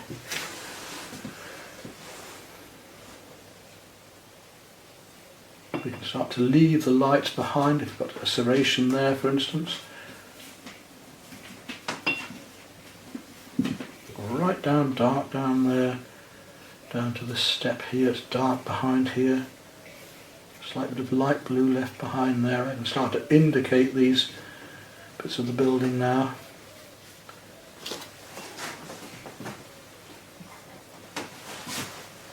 You see what I'm trying to do, don't you? Even if you struggle doing it, it's just good to try it. No. That's right. And if you see it being done and you're trying next to it, well, it'll come. It's just, you keep at it. So we're playing light against dark. So we're going to play this lovely, strong shadow of this wall against the darks. While that's still a bit wet, we'll drop in some more shadow across here. And really pick out the light of those figures in the background there.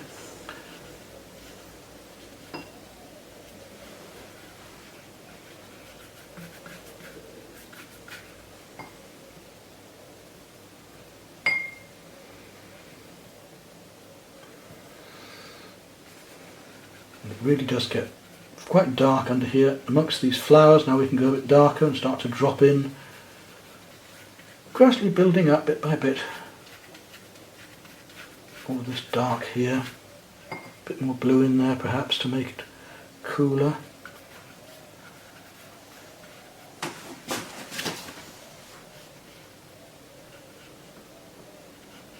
There's a shadow coming out from these people here. Behind here.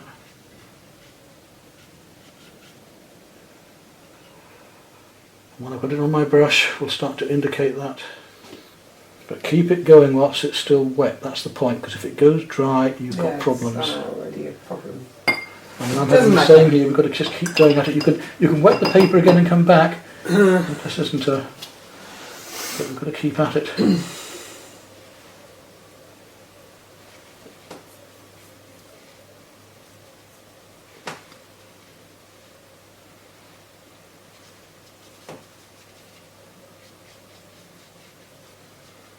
Trellis work there, I'll just work that in.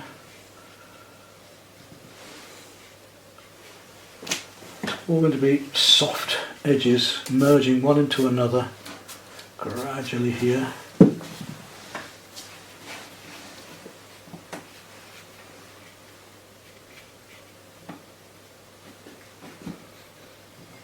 building it up and up and up, more and more and more, with the burnt sienna and the ultramarine, getting stronger and stronger.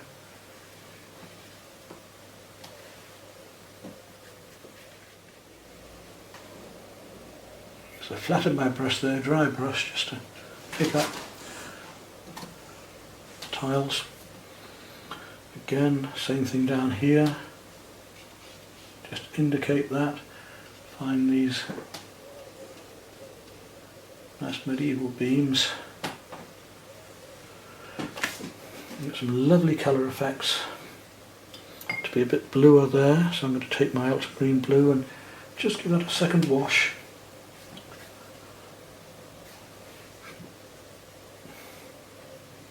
Same down here, a little bit darker just there. A bit more blue down there. Indicating everything in gradually. Right down through into here. I'm going to go darker still.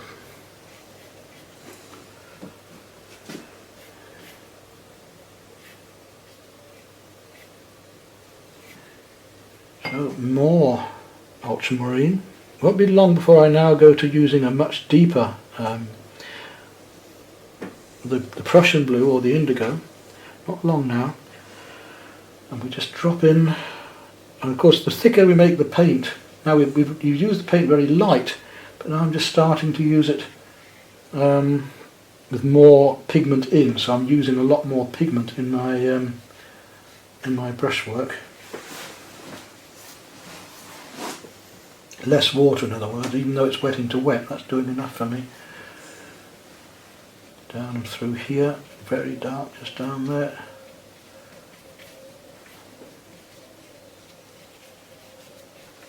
I'm going to go very dark in just a moment.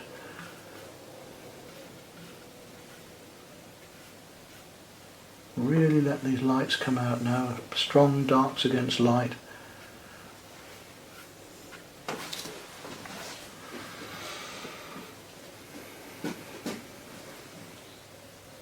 We can just start to indicate in the stronger shadows now.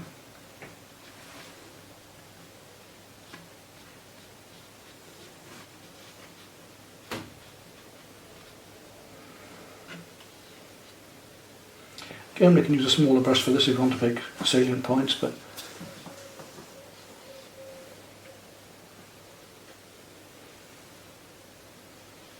a bit more warmth in that shadow there. Same here, that shadow a bit stronger.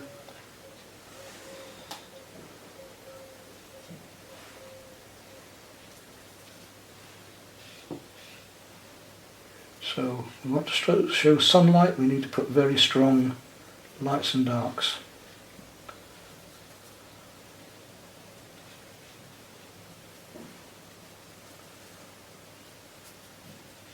And we can get away with quite a big brush, you can see, for quite a while before having to use a smaller one. Right, now I'm going to go to the stronger colours I was talking about. I'm going to start using some indigo and my burnt sienna and really drop in some darks, really go very, very much stronger now. Just indicating these details of the stonework here. Windows and pots and whatever that are hanging around. Leave those behind by painting around them, look.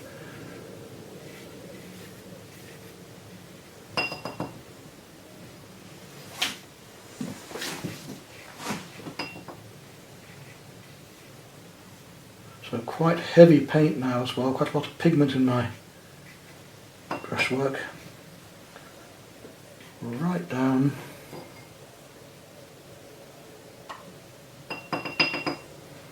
to here.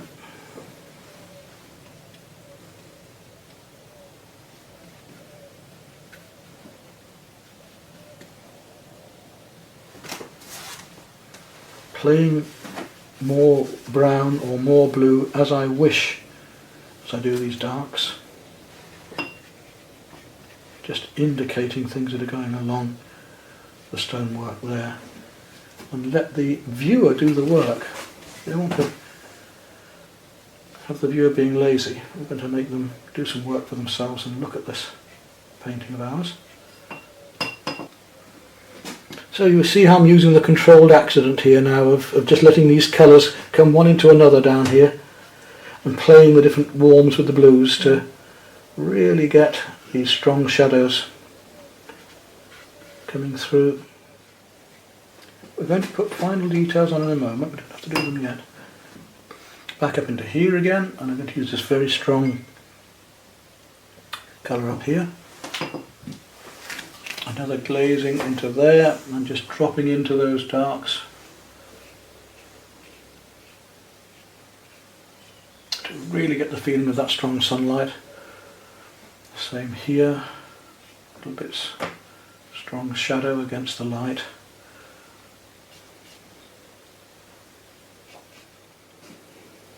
Textures here of the plant. I'm going to put a little bit of green into there in just a moment.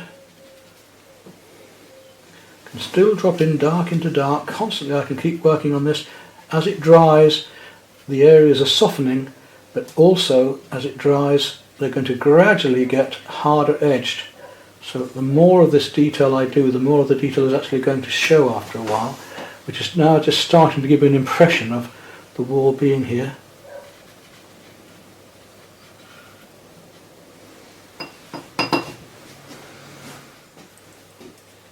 Last scene is, if we were there sketching, we'd have this just about finished already. We wouldn't need to do too much more.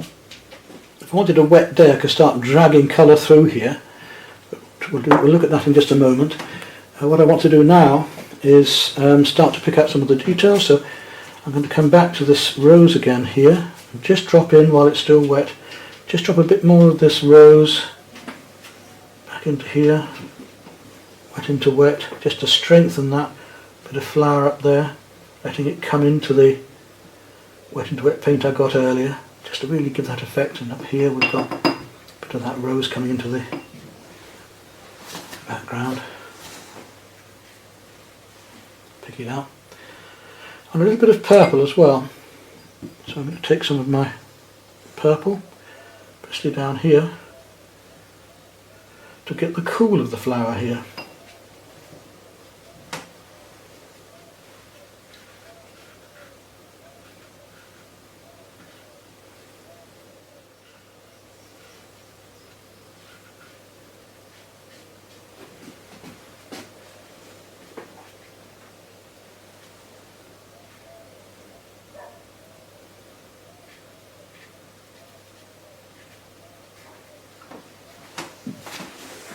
How that purple draws that forward.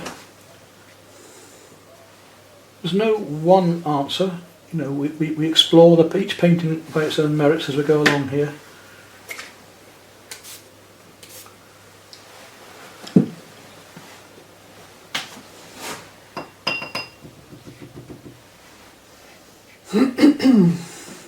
That's a nice lively work in itself already. So details. This is now where I start to come back into the details. Now I'm going to take a little flat brush and just look at these shutters.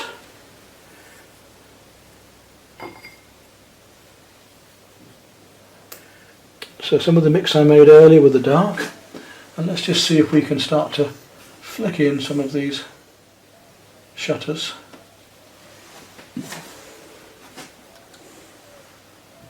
So this is the Prussian blue, or indigo if you like. Quite strong now. We're using very dark against what I said earlier in the introduction to this film about using a round brush for round objects and a square brush for square objects. Makes sense.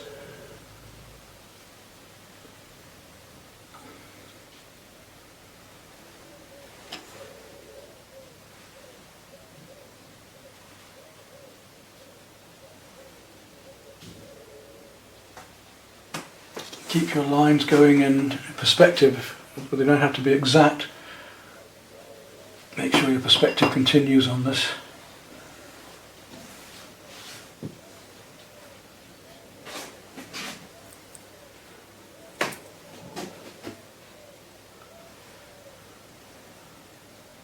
So wherever there's a straight edge now, I can just pop it in with my wee, and I can do any dry brush work like this, look. You see how the stiffer brushes allow me to do a little bit of dry brush here and there.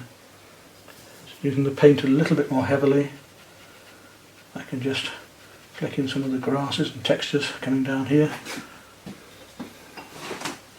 With a little bit of sap green, just to drop a bit of green into here. And it'll play against those reds, remembering that green is the opposite in the colour circle. And I'm using it quite thickly because I'm painting into quite strong paint here.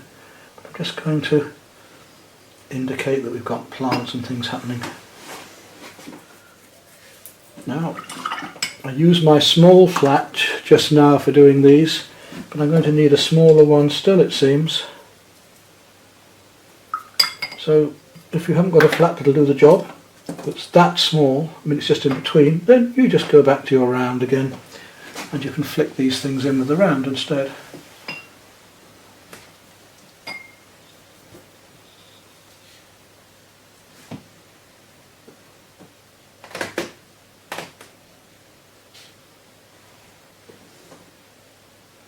So we've worked tight to loose, and now we've gone back again and we're working loose to tight. So I'm gradually tightening up now. Let's say we've got these strong darks against lights because of the strong sunlight effect that we want to get. And you can see how, having done the details earlier, it's allowed me just to paint loosely around those and not have to put them all in now.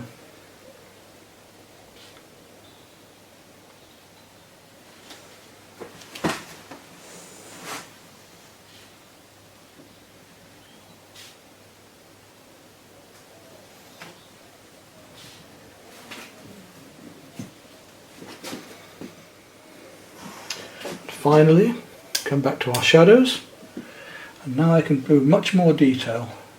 Let's work around this archway here a bit more carefully, salient points as I was saying earlier, and feel the shadow coming down into there. Bit of dry brush work just down there, bit of shadow happening.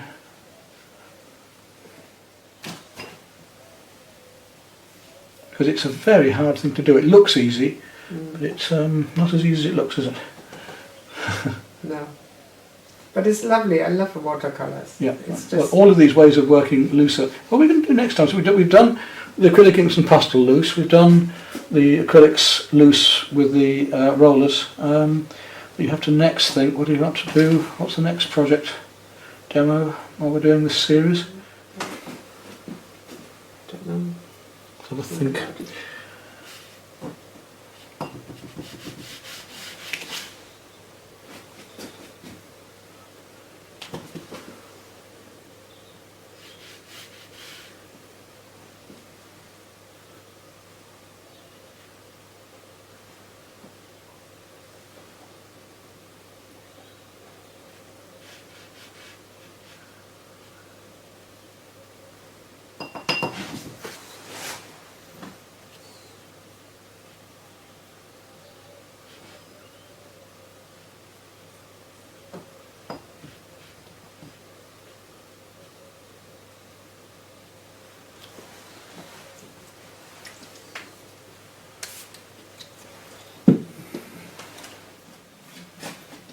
This is where we can start to play with sharper edges if we want them anyway.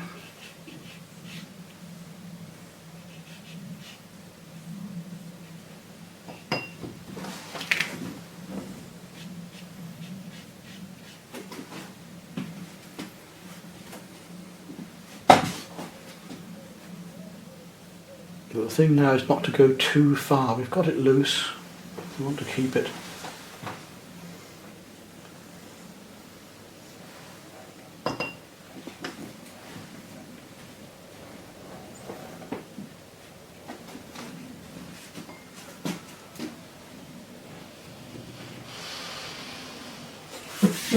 To sigh about.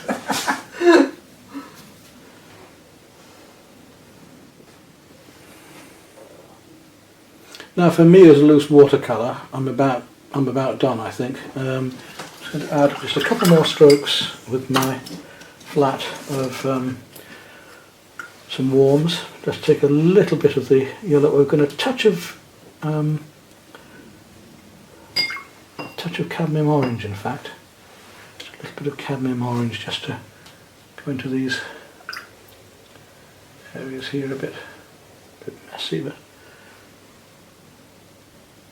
cadmium orange, cadmium yellow, just to brighten up some of these shadows coming up through here. So cadmium yellow, a little bit of cadmium orange, just into some of these shadows in the wall over here.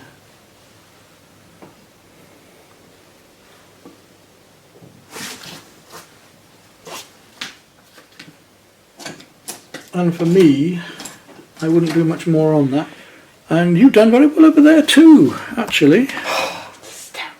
That's not bad. No, there's some lovely things. There's some lovely things happening in there. Don't be so bashful. Just going to add one or two little bits more of the deep blue in the shadows here and there. That's all.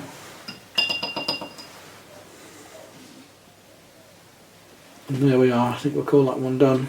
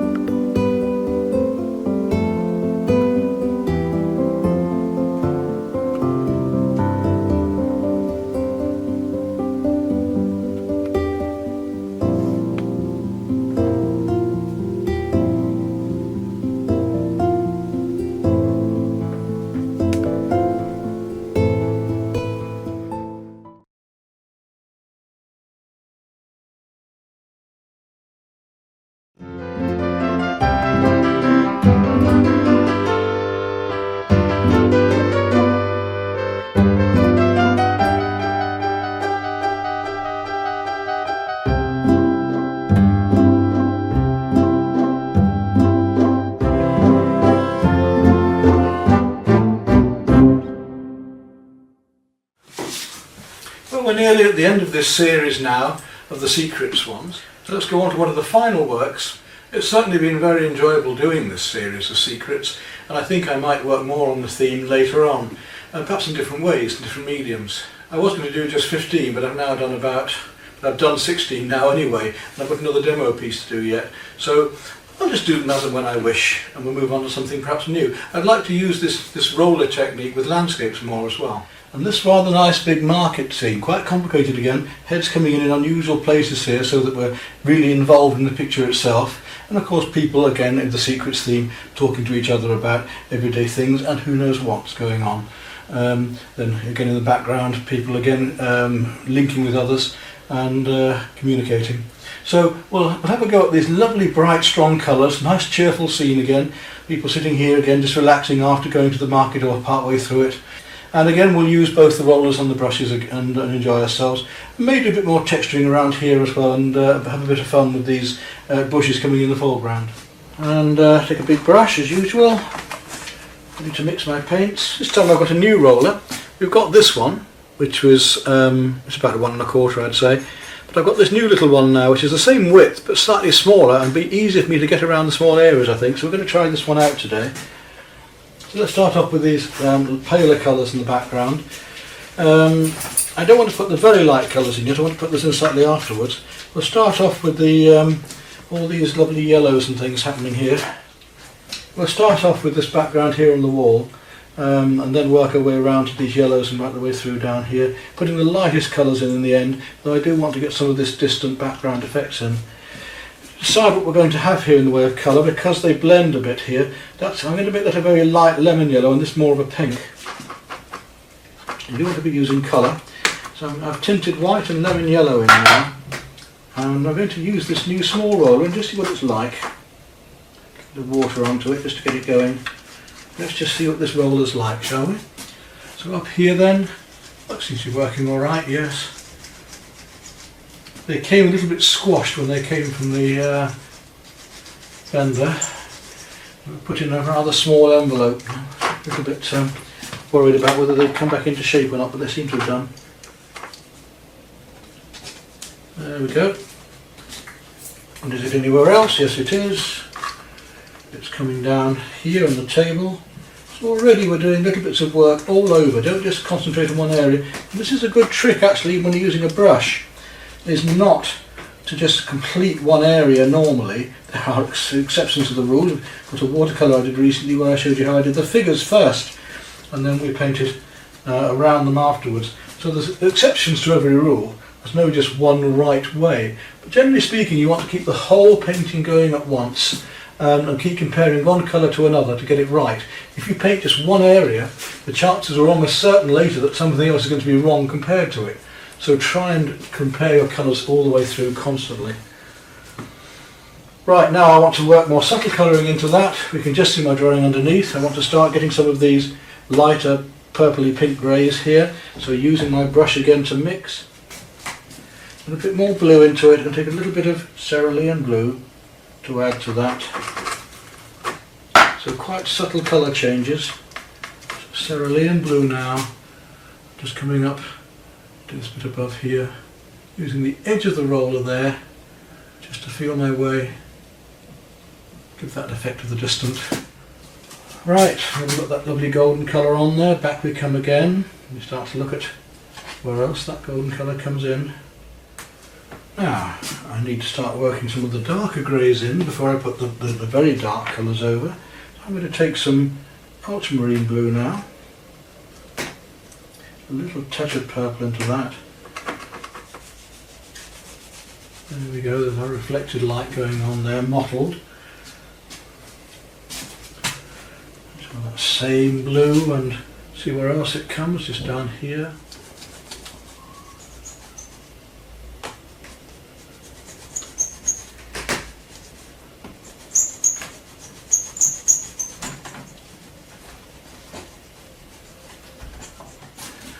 Okay, let's go for it and slap it in this wonderful red here, but we're going to use a bigger roller.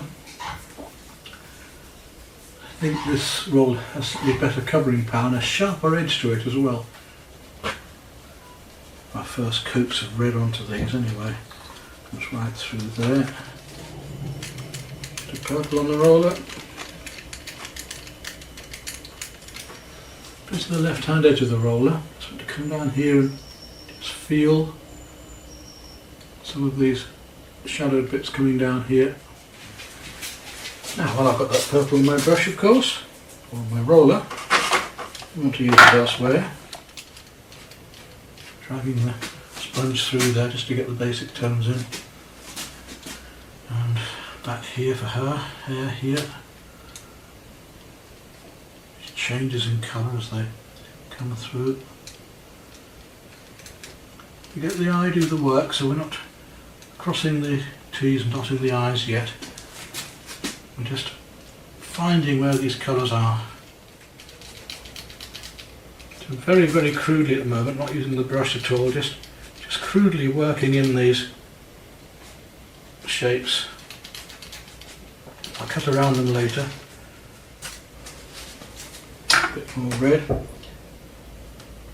bit more purple with it. Plenty of colour. Let's get this canvas covered as soon as we can. Right down around under here now. A bit more yellow ochre in there. It's amazing how one colour comes into another. I've got a lighter colour to put over this later, so I'm going to use this colour in the background here as well. Just to be a space filler, just to be an underpainting. Locking in these colours, gradually building up shape after shape after shape, which will give us this illusion of what's going on behind.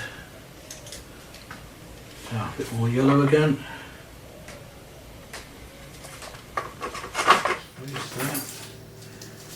This guy's coat, that lady's face, and hand, a bit more pink on it there. Just building up these colours a bit now. His face, must be quite a light pink actually, but we'll go on with this darker one first of all.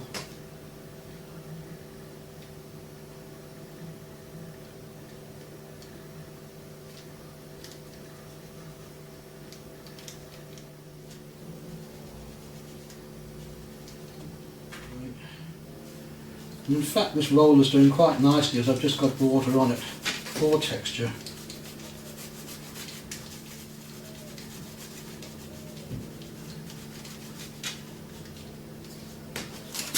Move that out of the way. I'm going to put some plants here later, but just for the moment.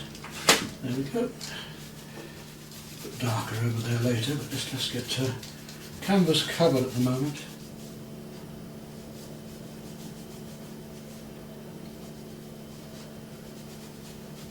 But I'm going to start with the yellows now, last. I might have started them earlier on, but not really, no. And obviously I'm going to start with the lightest yellows, standard technique. And that means the lemon yellows in this case, coming through here. So more white. I've already used some lemon yellow in the background, as you remember, so I want to be a lot stronger with it now. Roller, and of course I'm going to put it on elsewhere as well.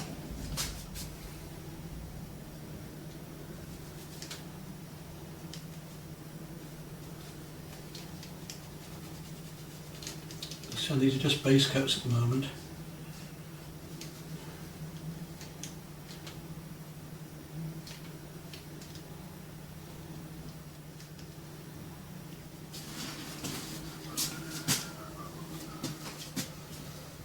Start to get the feeling of sunshine. Wherever else it is, we put it in. So down here now, the thing's just starting to come alive, and it's really nice for me when that happens, obviously, because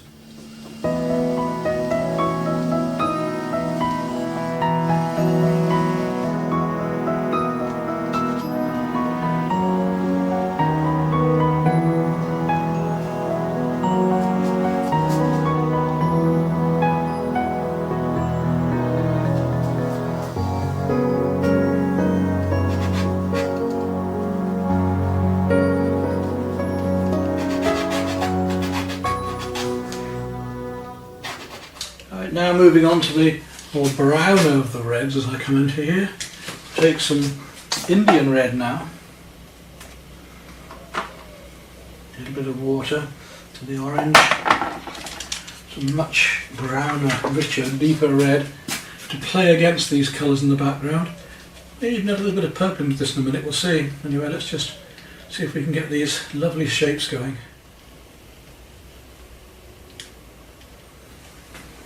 Start to feel also where these umbrella lines come from. I think we'll try and start to get those in a bit more now, just behind here.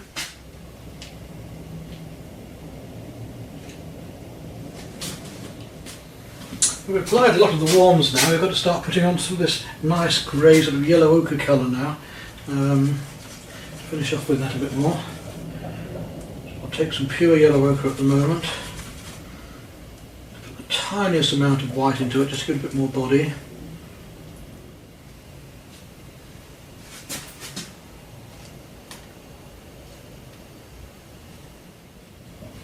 Try and indicate this wicker work a little bit. So, we've almost filled up our gaps. And let's go back to this nice mustardy colour back here. I've got to go right through here. Fill this up.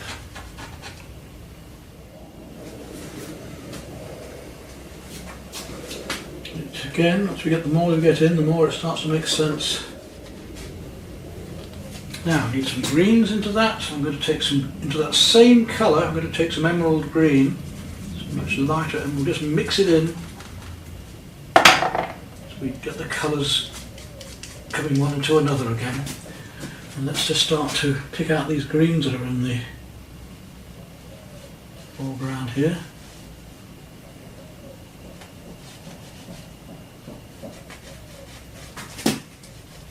Some lovely colours coming through. We're going to start bringing some turquoises into here in just a moment as well. Got these lovely greens happening through into here. Background. Behind this lady's head here. It's not these darker browns, so I'm going to take some burnt umber and a bit of burnt sienna. Just make a really nice, rich, dark chocolate brown. See if we can get that on there. Into here, there we go. A little bit warmer, so a little bit of red into it. Try that now. Yes, there we go. So we've got this nice, warm, but dark brown going around. Again, feeling some of the shadows in here.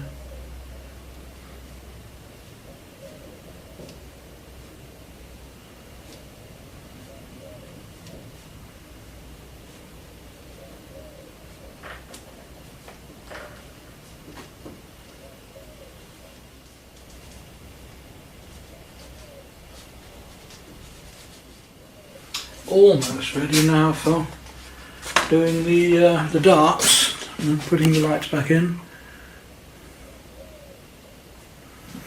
Just want to make some more sort of mid-greys. Take a bit of white into that brown and add a bit of cerulean blue to it to give myself a lighter mid-grey.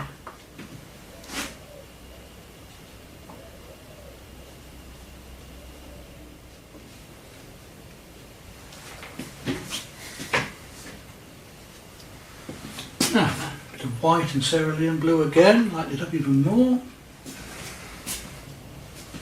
And light against dark, warm against cool. I keep saying it, but we're playing these opposites, just little touches of them, even that little touch makes a difference. And the illusion of the palettes and everything behind, we're not copying, we're just using it as a framework to hang these lovely colours and shapes on, playing with these shapes. Right, now, before I do the brushwork on this, I want to go in with the darks. So I'm going to just clean my palette up. Before I do those darks, I'll just do a bit more with these yellows that I haven't quite finished off here yet. It's a bit stronger yet.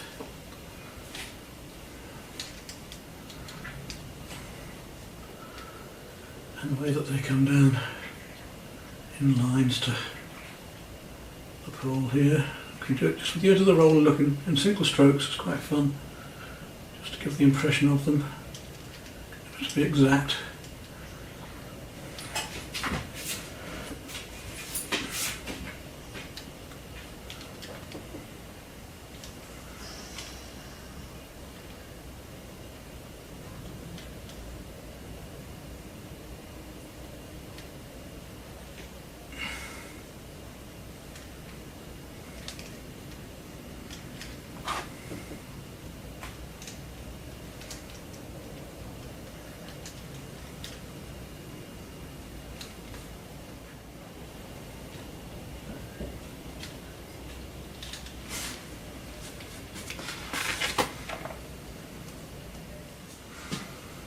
Right, let's go in with the darks now then, and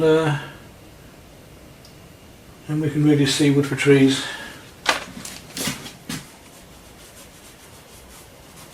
We're going to have to come in with a brush and just tidy some things up, but apart from that it shouldn't be too difficult.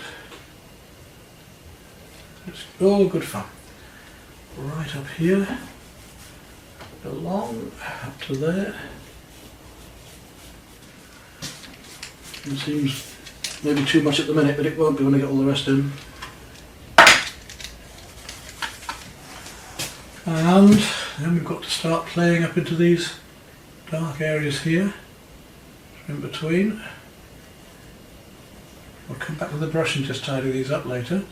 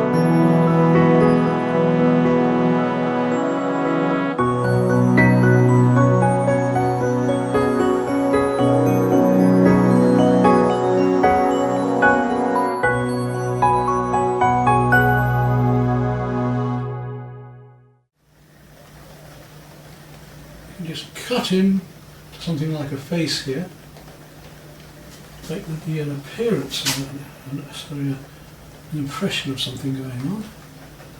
Look at this. Get too much of this pink in. Right, let's go to the white now then. Right, let's just put some of the whites in with the roller. Make it a bit lighter here now. Really start with the effect of light coming through here. So I've put in my light blues, pinks and creams. I want to just bring up this whole painting with these almost pure whites coming through here. And here too we've got something similar. We've got a bit of light coming around. Not too much on the edge of my roller here. Get it a bit finer than that. Right, we've done the basic work now in the rollers. So we'll move on to the brushwork now. So what I'm going to do is come back to my yellow and we'll try to pick out some of these flavours here. And see if we can get some of the glow back into this thing. It sinks a bit anyway, I mean acrylics always seem to do that. Certainly sunk down a bit. I want to bring it back. Let's find this lovely deep rich crimson here. It's just shining through between the legs of these. Really get these colours going again. Now I've got the brush in my hand again. I really enjoy it. The feel of this French sunshine. Really make these colours sing, really bring them out again now. Got the basic roller work done underneath, I can start to play around with these a bit more. And it means I've got to cut around more edges too. I've got to paint the detail within, but I've also got to paint the details without. Outside things, in other words.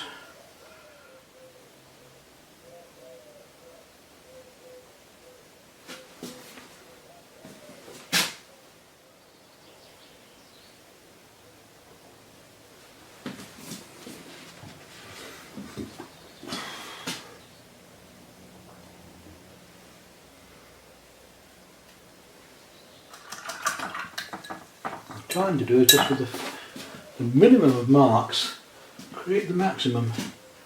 It isn't always as easy as it looks. We don't want to put too many on, somewhere just leave things alone entirely. But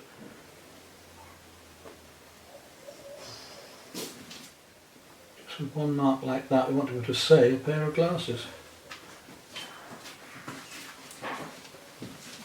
With these lovely reflected lights going on as well,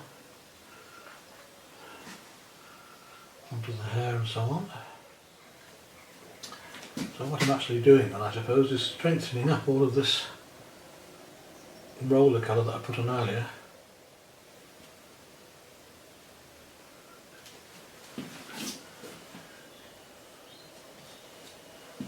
And really try and bring things out. So now when you think it's the inside cheek that wants doing, sometimes it's not. Let's just play here. And if we put this white a bit stronger outside our nose just here, got a feeling to bring it out. Rather than trying to paint the nose darker or lighter or whatever. Teach you a portrait out there. There's a trouble if I start working like this. I should be painting a damn portrait, and that's not what I want to do.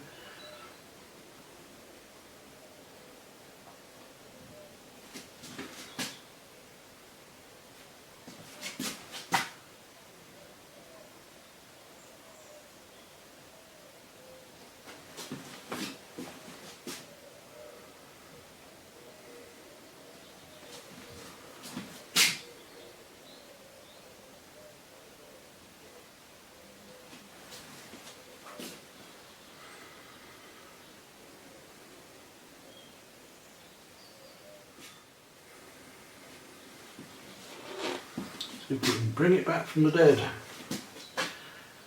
Let's rescue it up again, find more colour and rescue it. Now here we've got a difference in the drawing. The angle of her head. It's quite major really. I've got a strange thing going on there. I've got to try and bring that back again.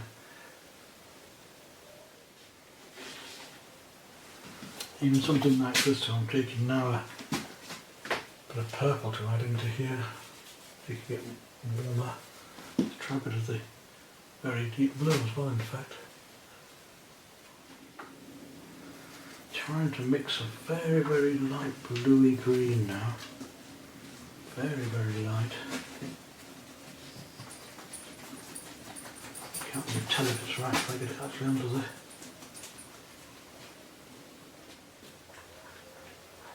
Again, I don't want to overwork this, I just want to get the effects rather than painting every hair in.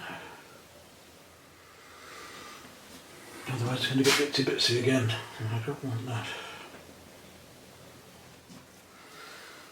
So it's still a matter of just putting the right colours in the right shapes, just finding all these different lovely colours we've got here at the minute, with warmer blues and so on that are going on back here. And hopefully by putting these colours in we're gradually making more and more space and awareness of volume. And really trying to separate out these colours that are here and find new ones. And you see how we can just form a teacup out of the air, if you like. We just bring out the highlights. What we have to do, put the right darks in the right places and the right lights in the right places, and these things just appear. Right, just going to get these much lighter colours worked out here. I'm feeling there's something actually in there.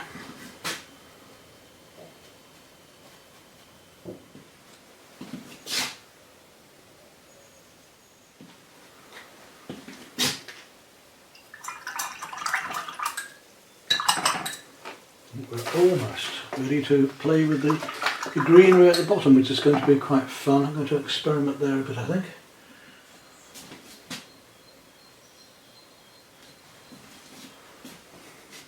Well, I'm on the last home stretch. We leave it as loose as this. So it's time to look at these leaves in the foreground. I could do those just with a brush. I'll show you what I mean. I can just take green, and with this brush I can just put these leaves in, lovely and loose, which I think I might just do.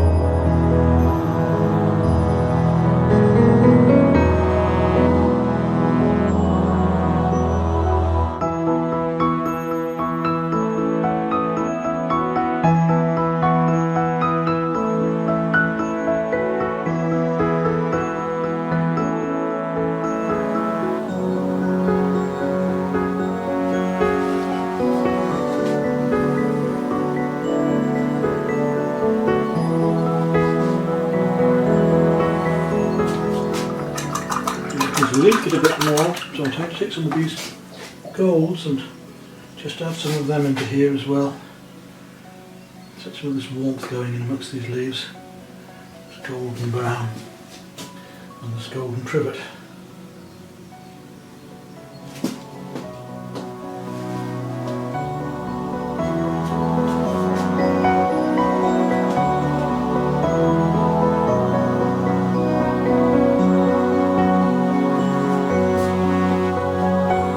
It really does stand out into the foreground, doesn't it?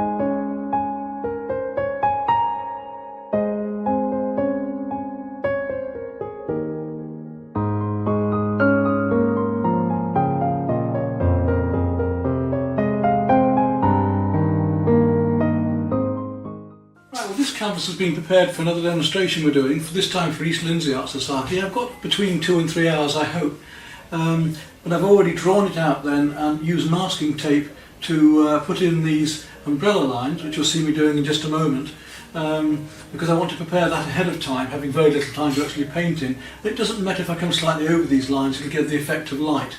I can also come back into them if I want with the paintbrush later. Difficult composition, especially in the foreground here with these figures. And there's a lot of work to do in the time, but we'll see, it'll be very exciting, won't it?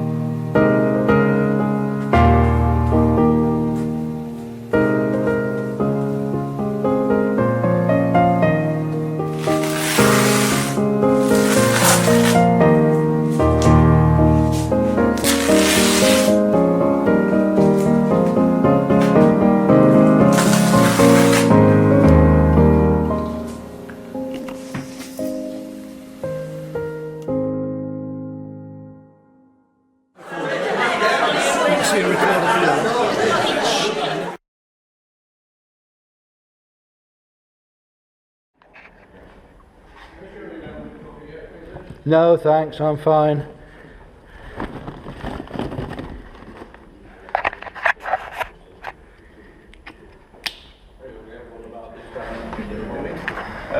Very versatile, works in all medias, I think I would say, you know, on there, and there is also a tremendous number of his films on YouTube.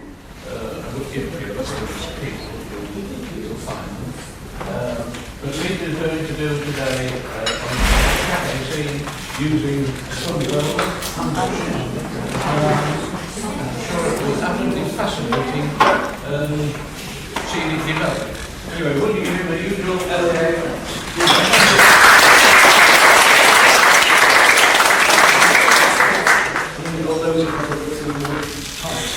What I'm going to do today is this scene. We'll look at that more closely later. It's one done in, this is a cafe in Toulouse. Posterising. It's a great way to, computers are there to aid us. Now, not to be an end all. When I was teaching years ago, computers first came in.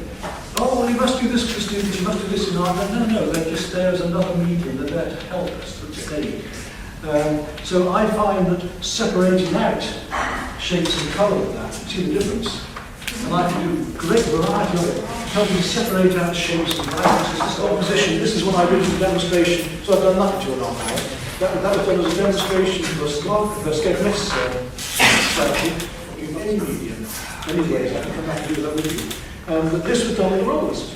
And then finished with brushes.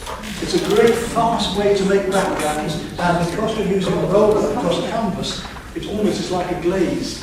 You know, you put one colour over another. No, to be honest. He built up a texture underneath and then put the colour over the top. A lot of his paintings had the texture built up on his designs. He then put yellow ochre on, and when he painted over the surface, the yellow ochre glows through, giving him a broken colour effect. Next media, you'll see all this being demonstrated on my site. Loose work, people often come to me because they're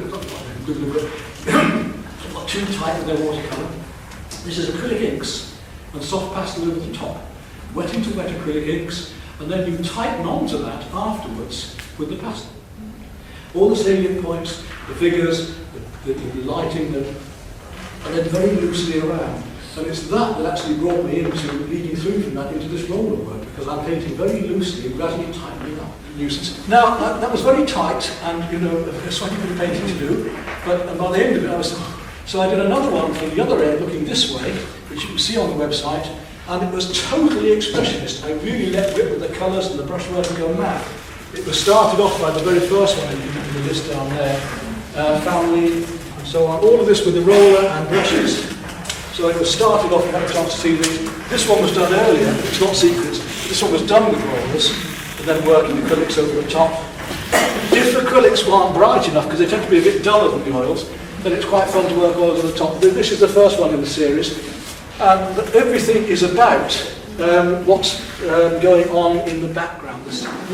Now, acrylics, in case you don't know this yet, I don't want to teach Granny to suck eggs, but just some of you might not know some of the stuff I'm saying, so forgive me if you do know all about this, but if you don't, a stay wet palette is so simple to make. A sandwich box, put in 2 layers of paper towel, put a layer of greaseproof paper over the top, wet it all, put your paints in, and they'll stay wet for months.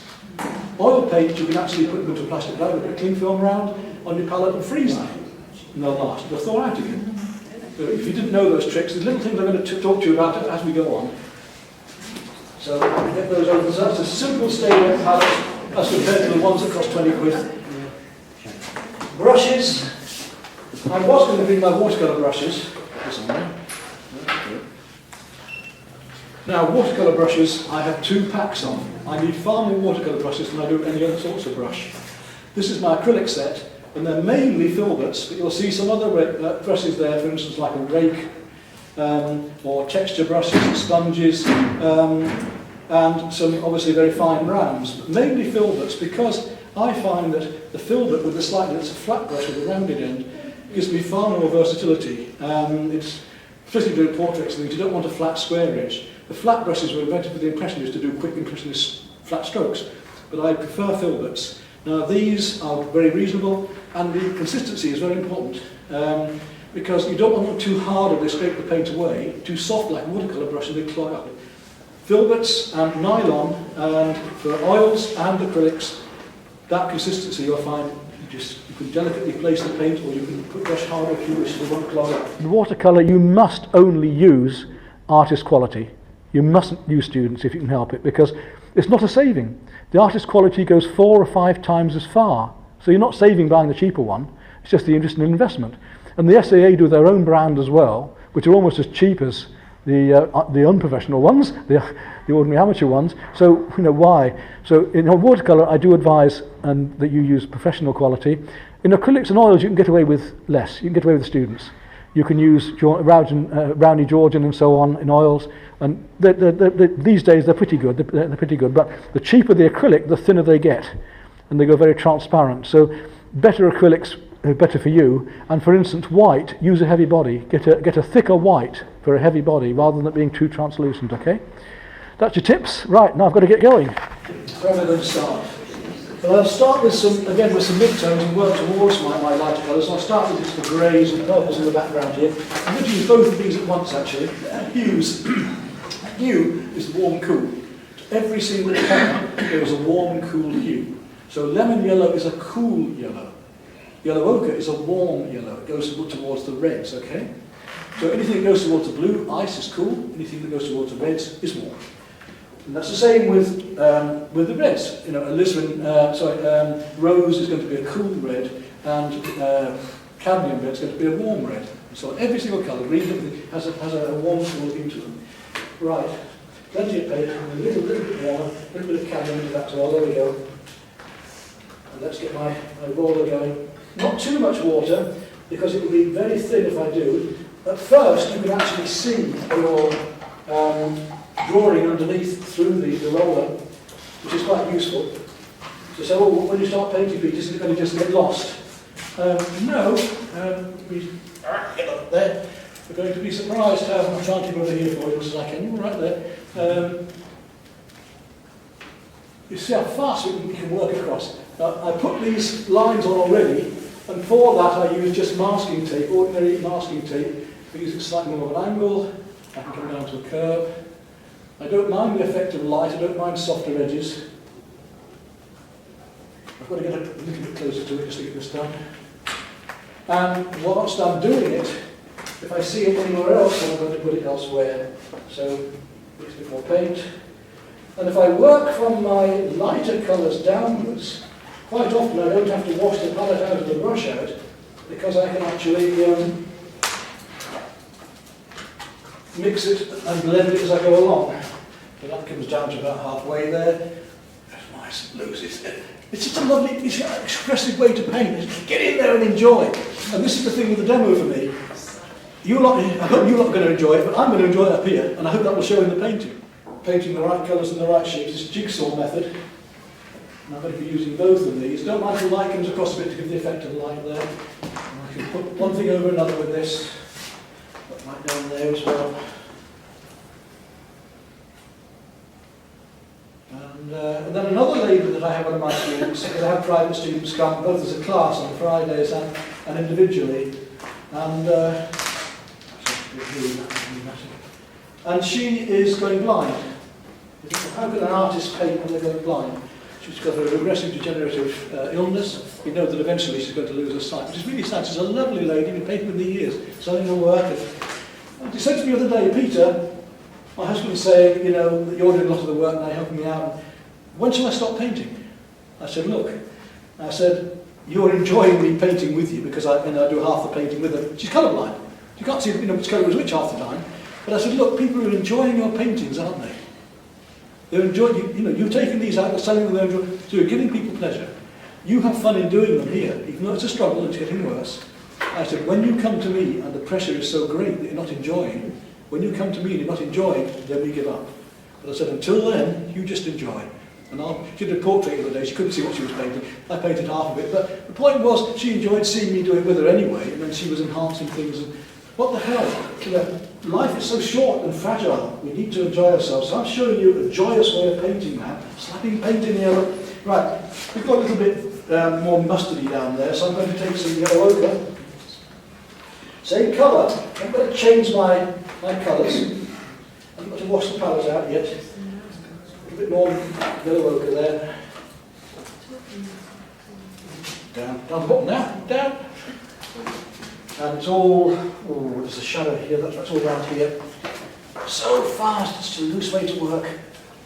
And suddenly this painting will come together. It's say like a jigsaw, you can't see what the jigsaw is, but then quite suddenly, there's a devil when you get to places like that. You can't get to it, there you go.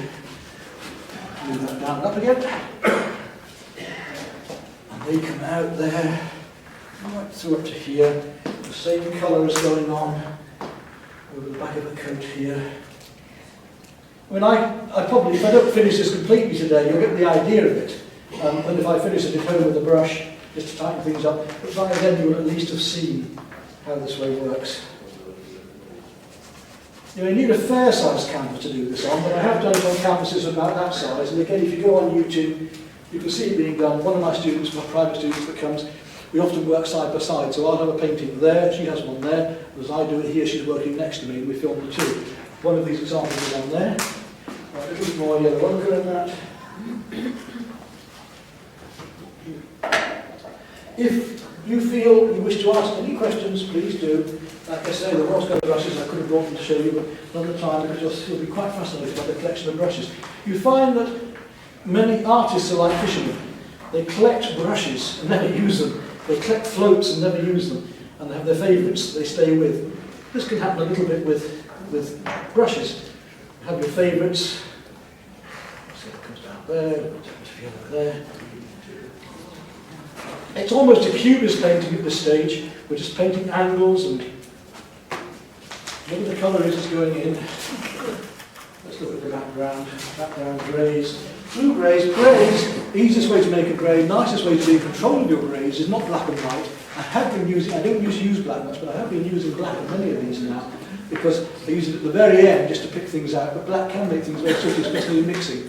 I tend to mix my darks with deep blue, Prussian blue, or ultramarine, mainly Prussian, and a warm, like a brown. And then you've got a full range of greys. So blue and brown will give you a grey, and depending which blue and which brown you use as to what grey you get. So I play with those.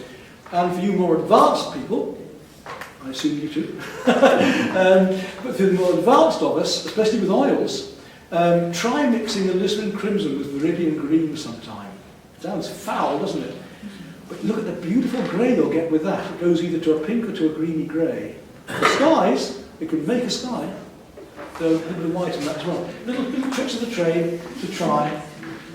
Right, grey, so I'm going to use now, I'm going to go down. I'm not even going to bother changing the paint. A little bit of white.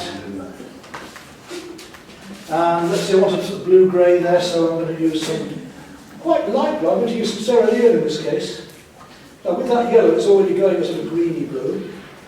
I'm going to need to brown that up a bit, a little bit of burnt sienna into that. My camera's getting it all, so if you can't see it now, I'll get it later. A little bit of burnt sienna to give me a blue-grey, more of that blue. That's giving me a nice blue-grey. There we are, look, blue-grey, so I can go warmer or darker. In fact, I put a little bit of magenta into that, just to make it a fraction warmer. Normal, cheap, run-of-the-mill, factory shop type canvas. It's often better to give your canvas, this hasn't had it, this is just straight onto it, but the cheaper canvases are often better to re-prime them. So to put another couple of coats of white emulsion on. Remember, white emulsion is really always acrylic, so you see the two differences there, the warmer grey and the cooler grey as I go on. I do add more to that, so take some. Use a brush whenever you want as well. I mean, if I want to just get these arches going on here, I come in with this is the beauty of a round brush. I come in with a round brush there straight away. Just paint these windows in. Have something in there. Very loosely at the moment, gradually covering canvas. Don't be afraid of it. Just a bit warmer. I need to get more versatility into it. Start with the illusion. Now, again, the usual rule of thumb, like making a cake in a figurative painting, is that we go warmer, cooler, cooler, cooler into the distance because of the atmospheric, the droplets of water. This is why Mediterranean light is so much brighter and sharper. Mediterranean light has less water droplets in it, so you can see further and it's brighter. In this country, the damper the air, the less far you see, the more misty it is. So we get this business of warm to cool, and we get also in focus and gradually out of focus as well. The exception to the rule is sunset or sunrise, when you've got warm in the background and cool in the foreground. Yeah? Some things seem obvious when I say them. You thought I just thought of that, but it actually comes down to it. Now, let's start to indicate some stuff going on in the background here. Just start to use these. See these different greys where I can add just a tint of colour one to another.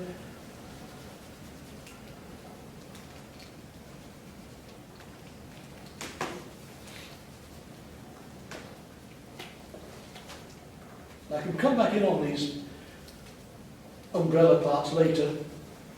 Don't worry.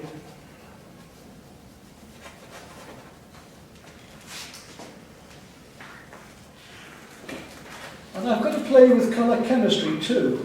If I was just doing this one alone, then I'd have to say, right, how am I going to exaggerate these colours? Do I make the sky a very light green as against the warmth of this? Do I make this a very light and a purple here as compared to yellow here? Because they're opposites in the colour circle, to make things sing out. I've got to decide what my sky is going to be yet. I'm doing this a bit, let's use my pants. I don't come into a painting knowing exactly what's going to happen, that'd be very boring. Every painting that I do should be a new one. We'll start to indicate some of the windows and things in the background here. Just as loosely as this, just to give an indication that things are happening back there. Is it keeping you occupied? Things beginning to just, you can't just begin as they come out here. Into the roller, rather than the flat of the roller there. A bit more paint so I can get a bit more detail going.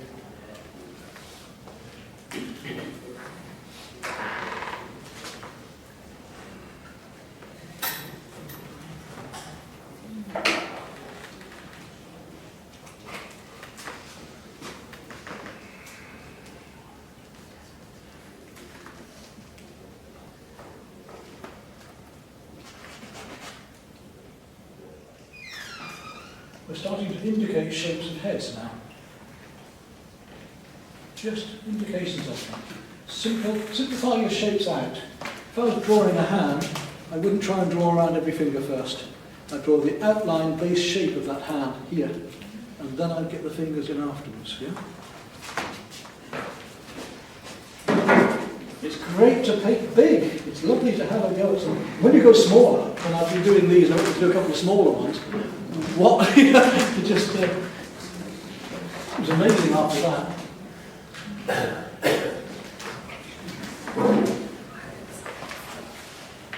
Wherever the colour is at the time, you can put it on your roller, then put it in. So I'm going to add a bit more burnt sienna to that now again. So I'm using both of these, so I'm just taking the parts that I feel I want as I go along. There's some lovely textures with this way as well. A bit more warmth into these buildings here in the background. Just flicked in, get the feeling of these spaces in between the... This one took me a good few hours. I can normally finish at 20-30 in about 2.5 hours outside, just straight off painting. These take a little bit longer. I mean, that first one took me a couple of days. These paintings are taking, just a couple of days at a time usually to draw it out. But it's preliminary studies and things as well. I mean, like the Swans one, that took a bit longer because I was putting those studies together on the computer and moving things around. Right.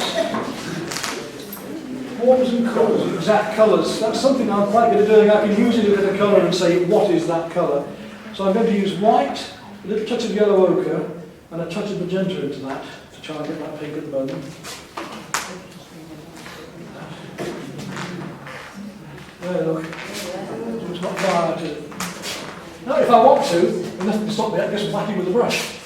You can do as you want. I mean, if I want to get a sharper edge there, I come straight in with that brush, expediency, time today, and just you use a roller or a brush as you want. I tend to use the brushes towards the end more, the rollers first though, but you'll see why in a moment. Just for fun, I'll just whack it in with the brush.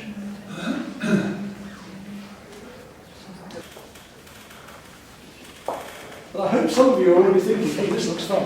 And it is. You've got to be brave, you've got to go for it. But you can't go wrong really with this way of painting, because with acrylics you don't have to go over it again. So even if everything goes totally wrong, you can always use the canvas or something else. I mean, no problem. These filberts are very useful because you can do a thin line like that, or you can work heavy, so it's either work thin or heavy.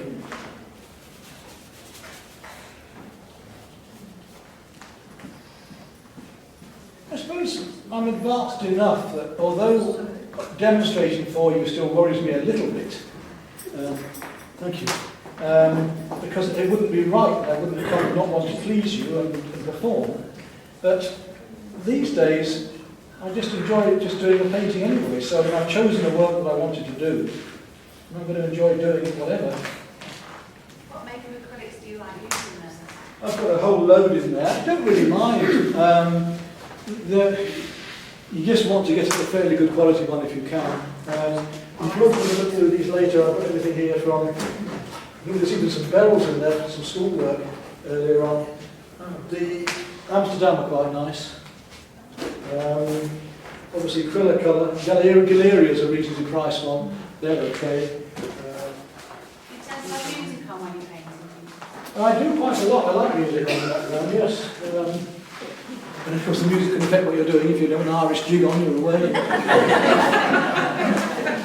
think I might have told this story years ago, but it's a true one. I was doing a painting in Northumberside, a beautiful little church that looks just like a constable. And I put all my paints out in the middle of this field, and we sat there in the meadow, and the cows were down around me, and the cows were closer and closer. And the cows would be a bit more becoming liquid painting things.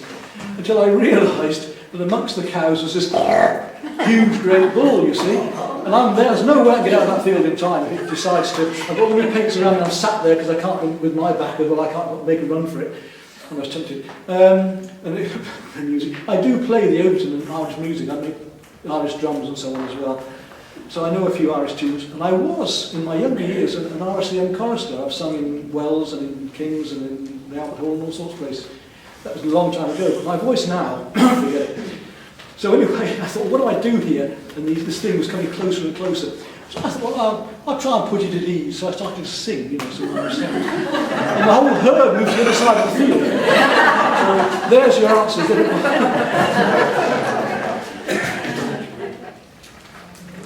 There's no reason why watercolours can't be as bright as acrylics either. People tend to think that they've got to. Ron Ransom once said this, I love his loose work, but he said, why do people have to paint watercolours if they've got gauze over the top? Yes, there is that beauty of watercolour. I do like beautiful effects of light and delicate watercolours. I do like the use of the medium for its purpose. But we don't have to paint everything as if it's got dead and dull and right. One colour compared to another. The relevance of that, painting a sunrise of Bridlington Harbour, and I could not get that brightness of the oranges I wanted, and I was plastering more and more caramel orange, more and more chrome yellow. Wouldn't work. Idiot. The opposites. Rough next to smooth, light next to dark, warm next to cool. So I put more cool colours back into there to bring those oranges out, and there we are. Voila, it works immediately. So, don't just think it's the thing you think is wrong, it could be the thing next to it. And so often with my students' work, that's the case. They're working on something and they're frustrated, they can't get it. It's not that that's wrong, it's something over there. This is why it's so important to get one colour against another, because if we have the wrong colours in one place, they'll be wrong somewhere else. We have to... Let's live and see what's up. It might liven these yellows up. So it's trying to... Look at that lovely colour. And it brings the blues out. Just one colour brings the others out. And it's so important that we do play one colour against another. So very going to say at the moment, it's probably hard to see what's going on, but the more I do, the more this is going to pull together. That's my hope anyway.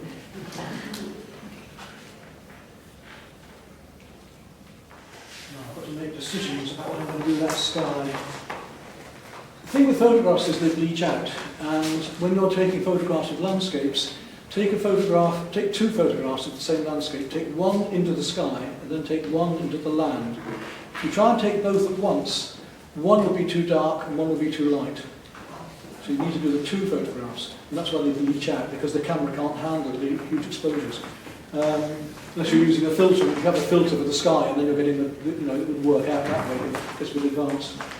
So I have to take that white and say, right, what do I actually want that sky to be? Am I going to just use a straightforward white as I had there, or a slight cream, or white over one colour over another even? What I'm going to do is a very, very light green, and then I'm going to put some white over the top of that later, because I think the green will play against the pinks here, right? To give a broken colour effect. So we'll start with this cooler green, and I'm going to deliberately work more colour over it to try and get a broken colour effect.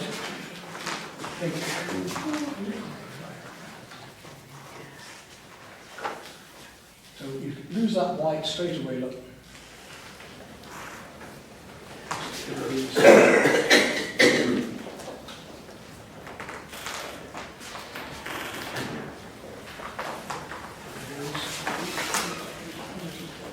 Let that dry a moment before I put the other colour on there.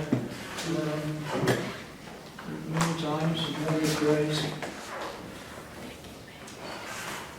Right, I'm going to use a bit of cadmium orange.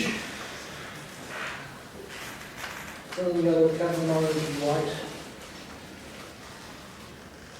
Just to go over that sky now. At this stage, you're just beginning to lose enough white to start to see the shapes appearing. You've done very well. I mean, normally half the audience are asleep by now, so.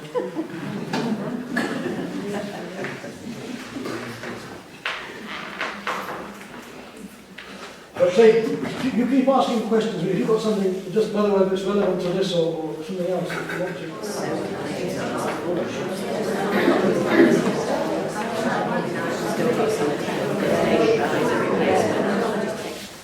So we're just starting to pull together. I'm just starting to pull together. Yes. It's so nice and loose. It is. All I'm doing is putting little dots and dashes and shapes in, and they're just building up, You're trying to paint every little thing in dead correct. What I'm going to do is there's his leg going in there. We've got another foot coming through here. We've got a bit of the chair underneath here. We've got a few chair legs. And there's another chair that comes right round. There's not a big chair here.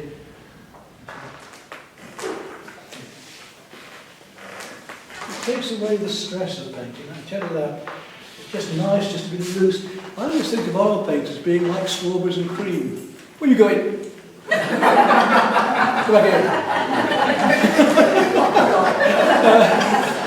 I said to people,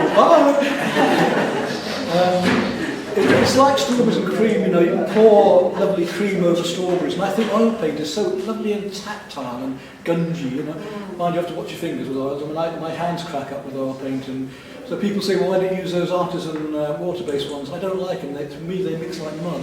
I prefer pure oils or pure acrylics.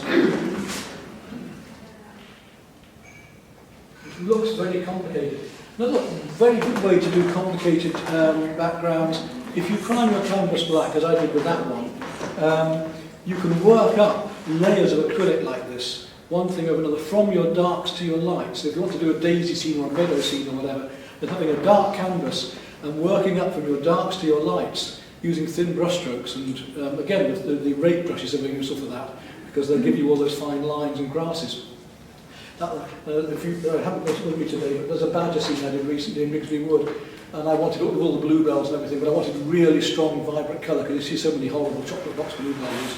And I was using this dark ground, and if you look at the internet, you can see the whole thing being painted on YouTube. But now, darker down here. The judges seem to have improved a little over the time that they've been going. I think, as I say, as a teacher, if I gave that much negativity, I mean, some of them were some tears of bullbuggers. So they didn't pick out the good things, and I mean, that young lass I thought was tremendous. Her use of colour. She was the one I think was about second best. I think the guy that won deserved it because they're under pressure, and it was half about that. It was what you could do under pressure. But I thought the judging was a bit biased and narrow at times, and some of the subject matters. I mean, there's people marching up and down. What's on there? And back with the black. And so much what you cut out is what you leave in. And I mean, not disappearing with, but putting in. So if I put the dark around his head there, his head comes out. So it's not painting just the positive shapes. We've got to get these negative shapes right. Now the blue behind his head. So if I take the blue behind his head round, so the head starts to come out. And that blue comes right out of that chair there. Same here, very important, we go underneath his chin and around his face here. And I may not even do any more than that on it, if that just works for me. Okay, so a little bit of his glasses coming back just to indicate that they are glasses. Well, are you going to do with an ear? Well, he hasn't really, he's got one here, but it's not, because you know a person has nose, mouth, eyes, doesn't mean to say you've got to put the eyelashes in. You can just indicate. I mean, I'll show you where we use them. You don't really need to do glasses in, it'll fall off. if I just want to. If we know the glasses will go to some places, so having got that, yeah. Now if I indicate the ear, so we've got the glasses coming back there. If I take a bit of green. Just occasionally, very occasionally, thankfully, I get an awkward customer. And unfortunately, this artist was missing the point of the demonstration, I think, in a way, and was being a bit more critical, and wanting to see all the I's dotted and the T's crossed, was looking for a more figurative painting from the beginning, wanting me to paint every detail and every colour correctly as you would see on a normal photograph, and missing the point of that we're using abstraction here, we're using facets, we're using a cubist technique, we're enjoying the abstraction of the painting and the colours as much as using an image and getting the illusion of people, the feeling, the atmosphere, the light, the impression, seeming to think that we had to have all the ears and the nose and the eyes painted in absolutely in detail. You gradually build it up to what you want. This way of painting, you have the choice. He then went on to comment rather negatively about there being a large area of green on one of the heads, which I adjusted to try and please her. But what we must remember is that a painting is an individual piece of work. Not everybody's going to like what you do or agree with what you do, and that's why it's individual. And that's one of the reasons that we teach. That's one of the reasons I show a demonstration like this, is to show other ways of working, different ways of seeing, so that others can explore what you're saying. I had this only once before with a student who was looking at work on demonstration, and I felt like asking her to come up and complete the thing for me because she was making so many comments about what she would have done. It's gradually, the detail is gradually building up, little bit by little bit. This is the trouble for me, I am close up and I can only just see what I'm doing. Get the drawing right, it's difficult. So what do you want next year? If I come back from France to do your demo, what would you like?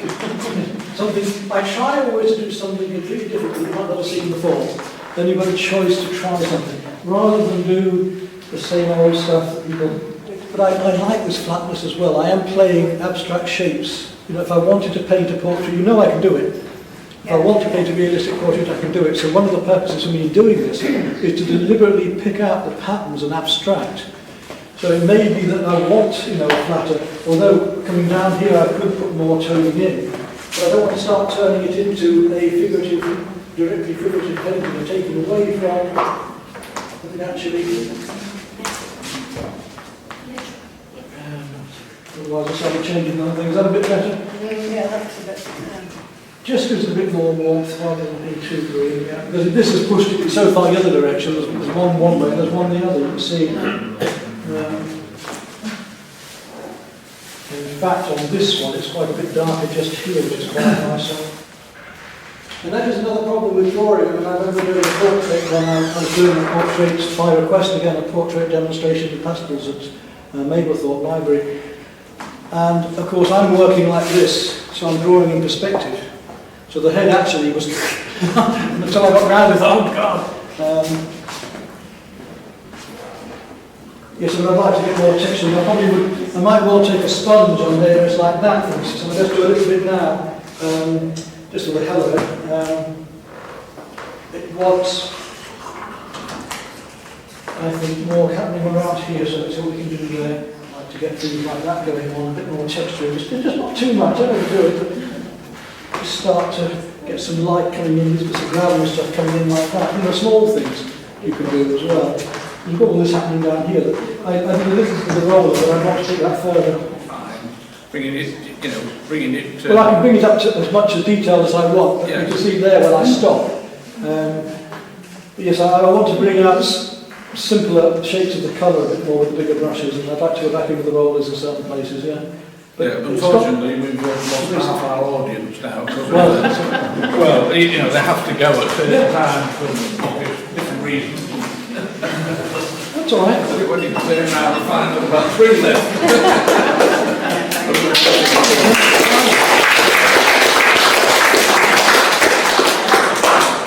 It was quite an ambitious thing to do, it's such a big one. But you'll say this way, at least you see what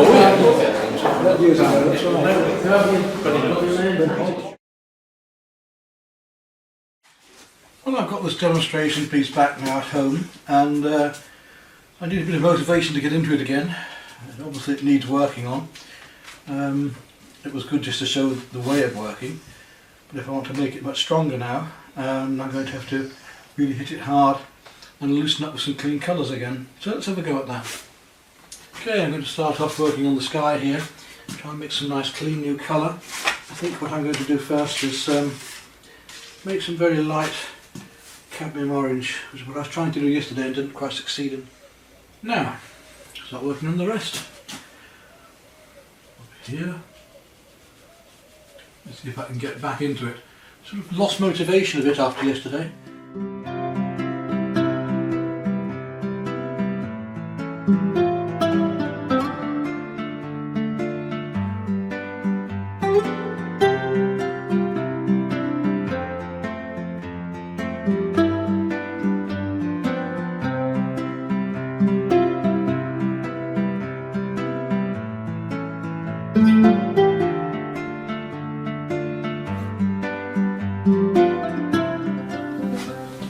Drastic, but I've decided that the head of the figure here is a little bit too small.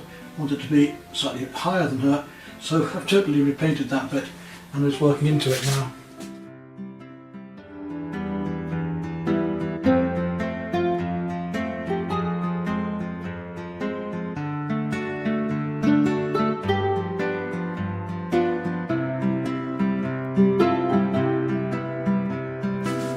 Well, I must admit this is a painting that's taken far longer than I expected. There's far more to it.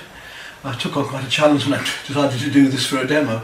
I mean, I got the basics done to show them, yes, but we're on our 3rd day now.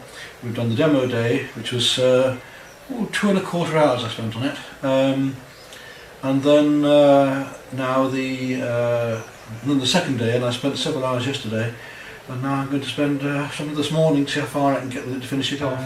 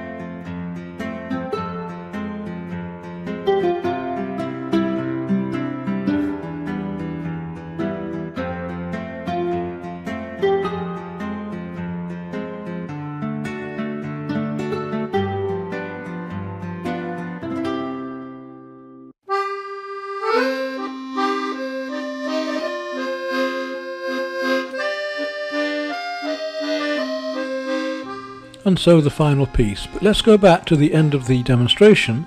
Here's the work that was done at the end of the demonstration as far as I got within that 2 hours or so. And now we'll go back to the final piece to see the changes and differences.